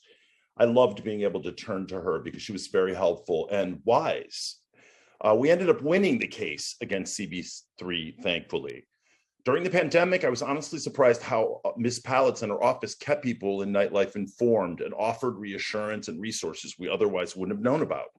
For instance, a lot of the fentanyl stuff, it hadn't really reached the gay community as much. And I really heard about it because with her and in my new space, we're going to implement this information.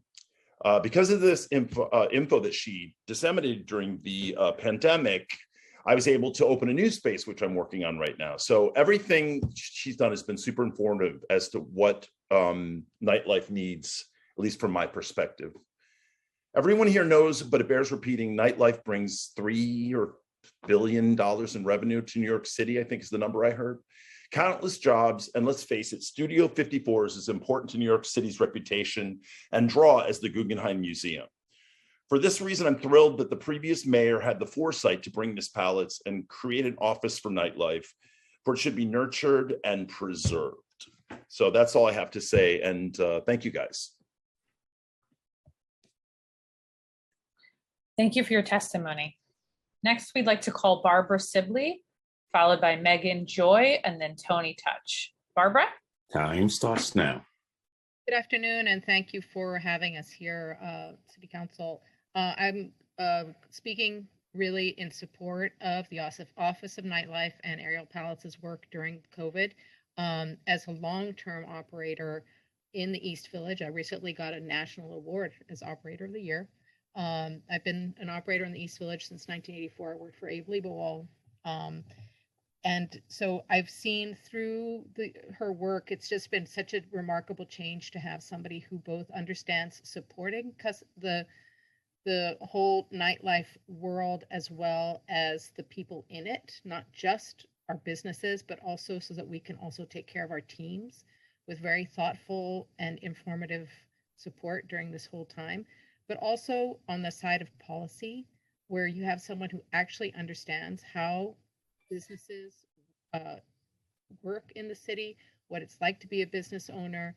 And so really it's been invaluable, and I really, really support. I'm very glad to have a voice supporting us and helping everybody in the city. I think it's been great.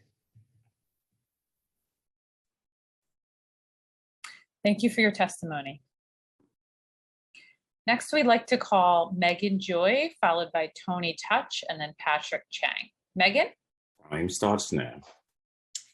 Hi, my name is Megan Joy. I own 6 bars and restaurants in New York City. I was also a member of Community Board 3 for 12 years, where I worked very closely with Ariel Pallets. And I now currently sit on the board of the Lower East Side Business Improvement District. Through all these experiences, I think I developed a broad knowledge of community and small business relations. And I really found that the majority of the problems in our industry lie in lack of communication. And I feel like that's where the Office of Nightlife has really made its biggest contribution. It bridged the gap between neighbors and nightlife establishments. It bridged the gap between nightlife establishments and city agencies. And it's advocating for our future needs. We're such a massive industry in New York City, and the majority of the money that's generated from our industry stays in New York City, which is why I think we're so special and so critical to the city. But even as important as we are, I never felt like we were really seen or appreciated by the city of New York. Our only interactions were kind of regulatory. And that's where it changed with the Office of Nightlife. I felt like we really had our woman on the inside, you know. Ariel was there advocating for all of our needs. The MEND program that connects neighbors to nightlife operators. I mean, before that program, their only resource was, if you had a complaint about a nightlife operation, was to call 311 endlessly. And then the cops would come by and, you know, tell you to turn it down or whatever the issue was, but it would never actually solve the problem. Now you're getting both people at the table with mediation, actually solving the problem, which could be something as simple as like moving a speaker, you know, or changing the, anyway, there's a lot of our industry needs, but one of the biggest things right now going forward is that we need to shorten the red tape on opening a business. We shouldn't have to wait for 6 months to get a certificate of occupancy from the Department of Buildings in order to then file for the ANSAL system, which takes another 6 weeks. We got to cut that red tape. Thank you very much. Thank you so much for your testimony. Next, we'd like to call Tony Touch, followed by Patrick Chang. Tony? Time starts now. Hello, good afternoon, everyone. Thanks for having me. Thanks for allowing me to speak. My name is actually Joe Hernandez. My professional name is Tony Touch. I've been DJing and producing events for the hip hop and dance community for over 30 years here in New York City. I'm here to speak on behalf of the Office of Nightlife and its director, Ariel Pallets. I can say without a doubt that this office has genuinely supported the nightlife community and culture throughout the pandemic and before. Their work is important to the future of the industry because the nightlife scene is lucrative and part of the DNA that makes New York tick. For years, the city has been at the forefront of setting standards musically and culturally throughout the world. With the Office of Nightlife in place, there is now a system designed to mediate the needs and wants of residents, businesses, and consumers, along with the people like myself who mold and curate the much needed events so that we can express our arts. Ariel Palace has so much history in our city and culture. She created a place, Sutra Lounge, First and First Avenue. It was a place for us to congregate and made it home for the hip hop and dance community when others wouldn't. We've had everyone from Questlove to Jazzy Jeff to the most, biggest names in the industry come to this venue and felt at home. She understands the needs and wants of both business owners and consumers alike. The notoriety that came from that is talked about to this day globally. In closing, I can say that being a DJ, event coordinator, radio personality, music producer, recording artist, and NYC tastemaker for over 30 years, that this office is an imperative instrument in continuing to carry on tradition of this great city, thriving nightlife, scene both for business and cultural reasons. Thank you so much. Thank you for your testimony. Next, we'd like to call Patrick Chang, followed by Arlene Bronzaft, and then Taylor Schubert. Patrick? Time starts now. Hello, everyone. My name is Patrick Chang. I'm the Assistant General Manager at Somewhere Nowhere. I just wanted to take this opportunity to provide comments regarding the support the Office of Nightlife has provided to us as a venue that opened right in the middle of a pandemic with a lot of challenges. During our early days of operations, we had some misunderstandings with our neighbors, specifically with the building next door. So we engaged with the MEN program to help mediate these misunderstandings. From there, the Office of Nightlife in Ariel came down and we were able to have productive discussions, which ultimately helped identify 3 different items, which we ended up adjusting to meet the needs of our neighbors. Since then, we've had a great relationship with them, and they've appreciated our commitment to the neighborhood. So just in closing, the MEN program and the Office of Nightlife really were a tremendous resource for us. The ability to have someone neutral come in and take a look at this situation and really help to provide achievable solutions was invaluable, and we're very grateful for them. Thank you for your time. Thank you, Patrick. Next, we'd like to call Arlene Bronzaft, followed by Taylor Schubert, and then Eric McGriff. Arlene? Time starts My now. name is Arlene Bronzaft. Excuse me. I'm a psychologist and a professor emeritus of the City University of New York. I'm also a board member of Grow NYC. It's a mayoral appointee at non-paid. I've served for 5 mayors. While Grow NYC is known for green markets, recycling, gardening, and educational programs, it is also concerned with lessening noise pollution in New York City. And I have conducted research and written extensively on the effects of noise on mental and physical health for many years, and so I oversee that program. In this capacity, for the past 30 plus years, I've been asked by many New Yorkers to help resolve their noise problems, and this includes complaints about loud music and loud sounds from lounges, bars, and restaurants in their neighborhoods. When Ariel Pallets was asked to be the head of the Nightlife Committee by former Mayor de Blasio, I asked Julie Menon, who was then the Commissioner of Media and Entertainment, to introduce us. I wanted to make contact with the individual whom I thought could assist me in resolving these loud music and loud sound complaints. We met and spoke, and I'm pleased to say that these past 4 years, when I called Ms. Palace to discuss a noise complaint, she responded quickly to me, as well as the individuals making the complaints. And she did her best to assist the complainant in resolving the loud music or loud sound problem. The establishment of MEND, which Ms. Palace oversees, provides business establishments and community residents the opportunity to discuss noise issues in a way that can lead to resolutions to the satisfaction of both parties.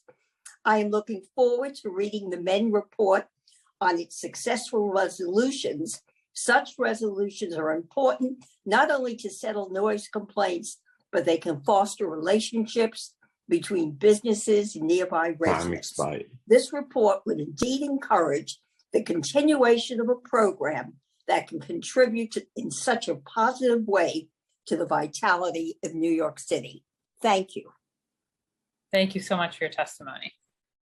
We'd like to call next Taylor Schubert to testify, followed by Eric McGriff, and then Doris Rodney. Taylor?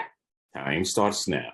Hi, everyone. My name is Taylor Schubert. I am a Stonewall Democrats board member. I've also served as a county committee member and a judicial delegate here in Manhattan. I am a bartender at Flaming Saddles in Hell's Kitchen. I am a performer. I'm also a producer. I started a production company to produce live theater in exciting spaces like bars, like restaurants, unconventional spaces that are going to help the artistic community grow here in New York. And now I'm a bar owner of Red Eye NY, a new space coming on 41st Street, and I'm here to testify in support of Ariel Palitz, who I had the opportunity to meet when I was producing a off-Broadway show at Bedlam in the East Village. Ariel showed up to our show and was, offered herself as a resource to be able to continue to create art, especially in a time, this was pre-pandemic, when it was hard to create art, independent art. Now it's even harder post-pandemic. And Ariel, offered to be a resource to speak with unions, to talk about workers' compensation, to create art and nightlife that is above board, that's on the books, that empowers workers. And I couldn't be more grateful for her support. And I, moving forward, I just want to say that I hope more people on the city council, more people in the mayor's office learn by her example and show up.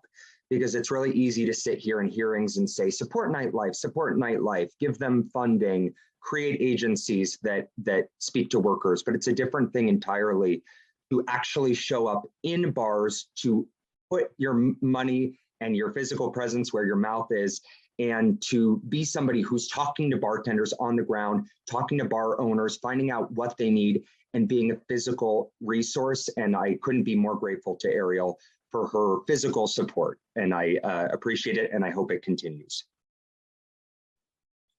Thank you for your testimony.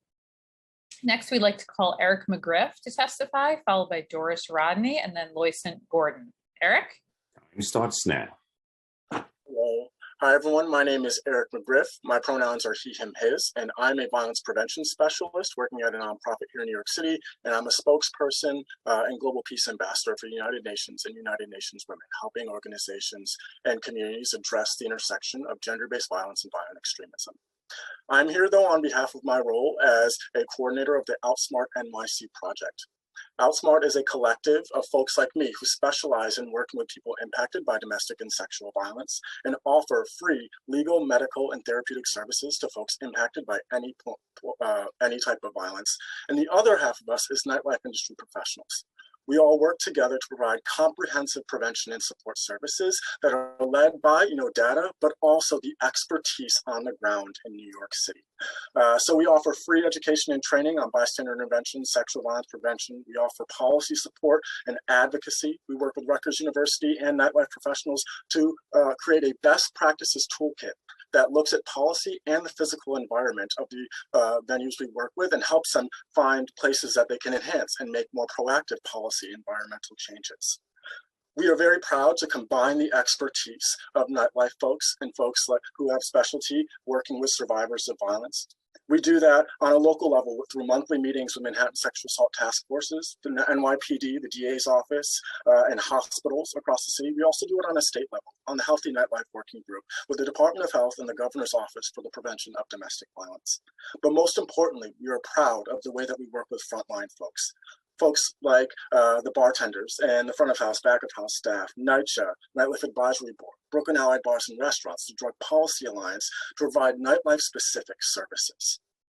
We are so inspired by the NYC nightlife community and the work that you've done as you thought about coming back and what you don't want, as you've thought about what it means to reimagine nightlife. And we look forward to collaborating more with the Mayor's office, because if there's something we do know about victim services in marginalized communities, they don't report, they don't go to state agencies.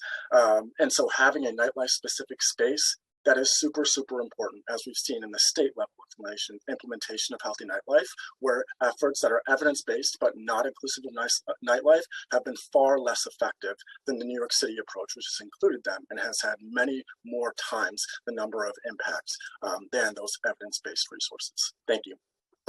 Thank you, Eric. Next, we'd like to call Doris Rodney to testify, followed by Loisant Gordon, and then Paul Italia. Doris? Time starts now. Are you hearing me? Yes. Thank you very much. Good evening, council members. My name is Doris Rodney, of course. I'm the owner of the Hills Restaurant located 4706 Church Avenue, Brooklyn. The average patrons that used to come to my bar, because of course I don't have a bar anymore because my license was canceled, is between the age of 50 to 70. My business is suffering financially and may close, suffering financially and may close at the direct harassment, racist enforcement by the 67 precinct, that was then, not now, precinct, and the state liquor authority. I endure frequent visits from the NYPD in those days, asking me for the same document, liquor license, health department, building department permits, over and over and over again, many occasions for a consecutive week. On many occasions, the SLA accompanied the NYPD on those harassing visits. I observed many a times the SLA staff will direct the NYPD officers and other agency for them to look for frivolous violations. And I really think that wasn't nice. The enforcement, Bertha Lewis, tried helping me to save my business by taking me to the Office of the Nightlife and the leadership. This was, I spoke to Ariel Palez and other leaders. And I begged them and I spoke to them and nobody get back to me. Nobody even called me. Right now, I am under severe pressure. My license. Explain. Yes, 1 minute. My license was, I got my license January of 2020, and they take it back in September 18, after paying $40,000, where I borrowed money from friends and family. They took back that license from me. And to this day, I cannot get back to where I was. So I am begging you guys just to, let's all come together and see what we can do for each other. Thank you very much. Thank you for your testimony, Doris. Next, we'd like to call Loycent Gordon to testify, followed by Paul Italia, and then Varun Katara. Loycent? Time starts now. Hi, my name is Loycent Gordon. I own a little tavern in Queens, New York. 2009, I foolishly jumped in to own this little place because it was threatened to close. In January, again, of 2020, it was threatened to close because of a unfair rent hike that was tripled. Yes, commercial rent stabilization is something that needs to be looked at to keep our nightlife businesses open and profitable, especially post-pandemic. But I kept fighting for this little place. But I foolishly just kept fighting, and I think that I was really unaware of the difficulty of operating a bar and restaurant, even before the pandemic. Like many of our industry, we were shut down like everyone else, faced myriad new generic COVID-19 rules to follow, and tremendous economic loss due to the pandemic. And with every town call webinar put on by the Office of Nightlife, I kept saying to myself, what would have happened if we didn't have an agency to extract and decipher what these generic rules actually mean for bars and restaurants and how to actually apply them? It really would have been disastrous, and we probably would have lost a lot more of these bars and restaurants that's trying to make a comeback now. So there's so many unique challenges that we face. I can't tell you the benefit to what I now call an industry partner, and not just another city agency. Yes, a partner. When we are faced with a new resident that comes into the neighborhood, or a complex or a condo complex that move in to an established community of a vibrant nightlife that wants to shut you down with a barrage of 311 calls, rather than trying to find an amicable solution for the root cause. That's why I love the commercial and residential mediation program called MEND, that really aims to allow residents and bars to coexist in a mutually beneficial way through mediation, not fines. just 30 seconds. We're also faced with the unique challenge of having an onslaught of over a dozen agencies to which bars and restaurants constantly have to answer or risk being shut down. ONL is really now a liaison to demystify this confusion. We're dealing with so many agencies, and remember the human toll of owners with the passion for this industry. Mentally, it's hard to withstand the pressures of operating under the thumb of these agencies that really threaten to close you down and want to lose all the hard work and the savings that you put into your business because you foolishly think that you could follow your passion for this industry. That must change, and that's why I love Elevate, the mental health program established by the Office of Nightlife. Many of us cannot join this culture of great resignation despite the challenges we face. We want to continue. Thank you, Wilson. Please try to wrap up. Thank you. So just thank you very much, and I'm supportive of the Office of Nightlife. Let's refund this properly and do so we could do a good job. Thank you so much for your testimony. And again, participants can submit full, more extensive testimony at council.nyc.gov. Next, we'd like to invite Paul Italia to testify, followed by Varun Katara, and then Augustin Hope. Paul? Time starts now. Hi, everyone. Thank you, city council members, panelists, and everyone on the call. I'm here to testify on behalf of New York City Nightlife Office in support of it in every possible way. When it was formed in 2019, I couldn't have been more ecstatic. Being in this business for, at that point, probably 8-9 years, there was never any agency formed or any spotlight on us as operators and venue owners to help us navigate the treacherous waters of the DOB, FDNY regulations, and again, agency upon agency full of rules and regulations that we have to comply with on a daily basis, not to mention on the launch of a specific business. Since then, and obviously the pandemic just amplified the need for an agency or a partner where you don't feel alone as an operator or an owner of a business like this.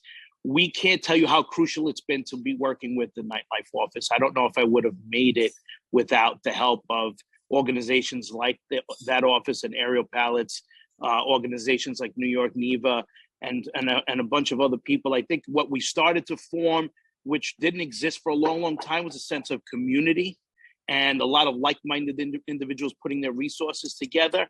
Organizations are a very key role in supporting each other in times of need, no more so than we experienced in the pandemic. I think moving forward, it's important that the New York Nightlife Office stays on its own 2 feet and helps the countless of people it's going to take to rebuild the nightlife business, the restaurants, the bars, the nightclubs, the comedy clubs, and live entertainment venues like myself. I can't see how much harder it would be without that office in existence. And myself, if I didn't have an opportunity, I had an opportunity to open up 2 more businesses, I wouldn't have done so if they weren't around to help us out in again, one of the most, the biggest times of need. Thank you again. Thank you for everyone. Bye. Thank you for your testimony. We'd like to call Varun Katara to testify next, followed by Augustine Hope. Varun? Time starts now.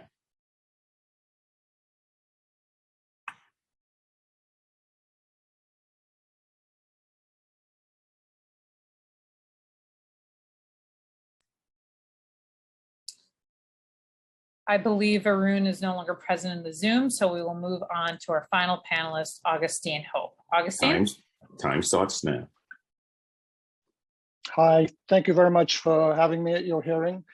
I'm very glad to be here. My name is Augustine Hope. I'm with the West Village Residents Association in Manhattan's Greenwich Village.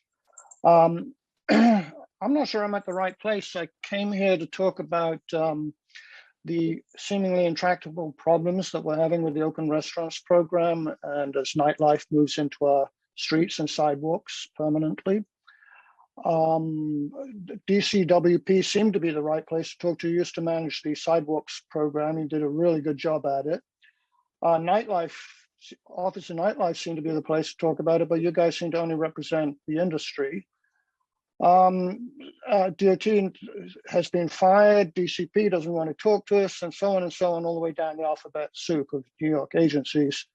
Nobody seems to represent us, the residential community. It's kind of ironic because our members are patrons of hundreds of restaurants, of museums, of concert halls, of theaters, all around the city. We spend our money lavishly, but we don't seem to be able to get anybody's attention. And we've been talking about this for a couple of years now, since the emergency program was first mentioned to us. We were enthusiastic supporters of it, and we came to regret that. And when very opportunistically the city decided to make this a permanent program, and ever since, the emergency program and the permanent program have been allied with each other, and we can't seem to get these separated out. We're big supporters of the emergency program. The permanent program is a problem. So if the Office of Nightlife is interested in talking to the community and dealing with the people who are actually at the thin end of this problem, and if you can't get anybody to join your board, can we put up some people to join your advisory board? Because I think it would be very helpful if the community could talk to the industry at a slightly higher level than just talking to neighborhood restaurants who just call the police on us when we make a complaint, or we say you're making too much noise. So maybe there's an opportunity for us to get together and talk. Thank you very much. Thank you for your testimony. We have one final public panelist. Leif Arnson would like to testify. Please proceed, Leif. Time starts now. Thank you. Can you hear me? Yep. Okay. Thank you. I echo a little bit what Augustine has just said. I'm a trumpet player. I come from an entertaining family generationally. I've lived in the village for 30 years. I depend on the nightlife industry. It's been a big part of my life and my family's life. And so I understand that industry. And I've played in all the stages that Jen Lyon actually mentioned, and dating way back to many other stages. But the problem of the nightlife industry moving in outside into our neighborhood streets and on our sidewalks is too much for residents to bear. And it's too much to ask, it's too much to absorb, too much to accommodate the noise and the impact to the streets and general neighborhood hygiene really affected. So I learned a lot listening to this entire hearing, and there's many in this hearing that I would be friends with and probably depend on each other for our livelihoods. But the industry as a whole really needs to listen to residents. We need to be part of the process, and we should be on that advisory board. We bring valuable insight. We want to bring balance back into our neighborhoods. We want to recover from this pandemic just like everybody else. And we should all equally gain from whatever benefits we can derive together. So that's all I have to say at this point in time. We need to be part of the process. Thank you for your time, and I hope you'll hear us when we speak. Thank you for your testimony. If we have inadvertently missed anyone who is registered to testify today and has yet to be called, please use the Zoom raise hand function and you will be called on in the order that your hand was raised.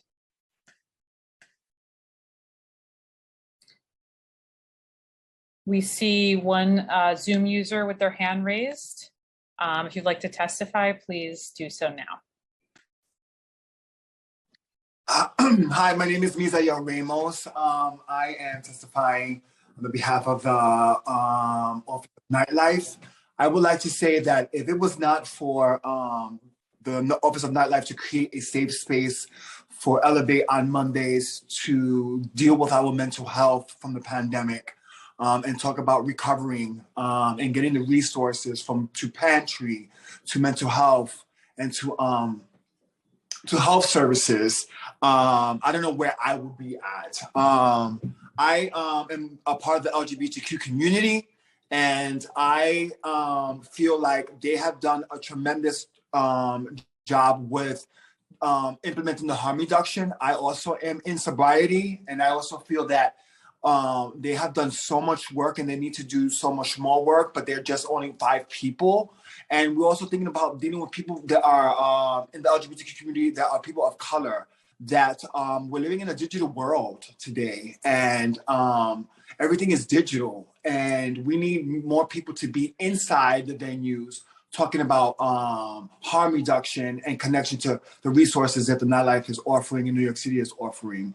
A lot of people get lost with the digital content that is being pushed out because we're so used to scrolling that, it gets lost. We need more people inside these venues talking about substance use and harm reduction and the prevention of fentanyl. So I just want to say thank you so much for the New York Office of Nightlife. They have tremendously helped me and my community with the resources that they have offered. Thank you for letting me share. Thank you for your testimony. I will now turn it over to Chair Velasquez to offer any closing remarks as our public testimony has now concluded. Chair? I want to take a moment to thank everyone who participated from the admin section, MOM, SBS, Office of Nightlife. I'd like to thank my colleagues in the council for coming and asking the tough questions that they always do come ready with. And more importantly, I want to thank the members of the public who took the time out to not only patiently wait, but to give their testimony so that way we can work together as a community to make sure our nightlife is back and that New York City is back for all.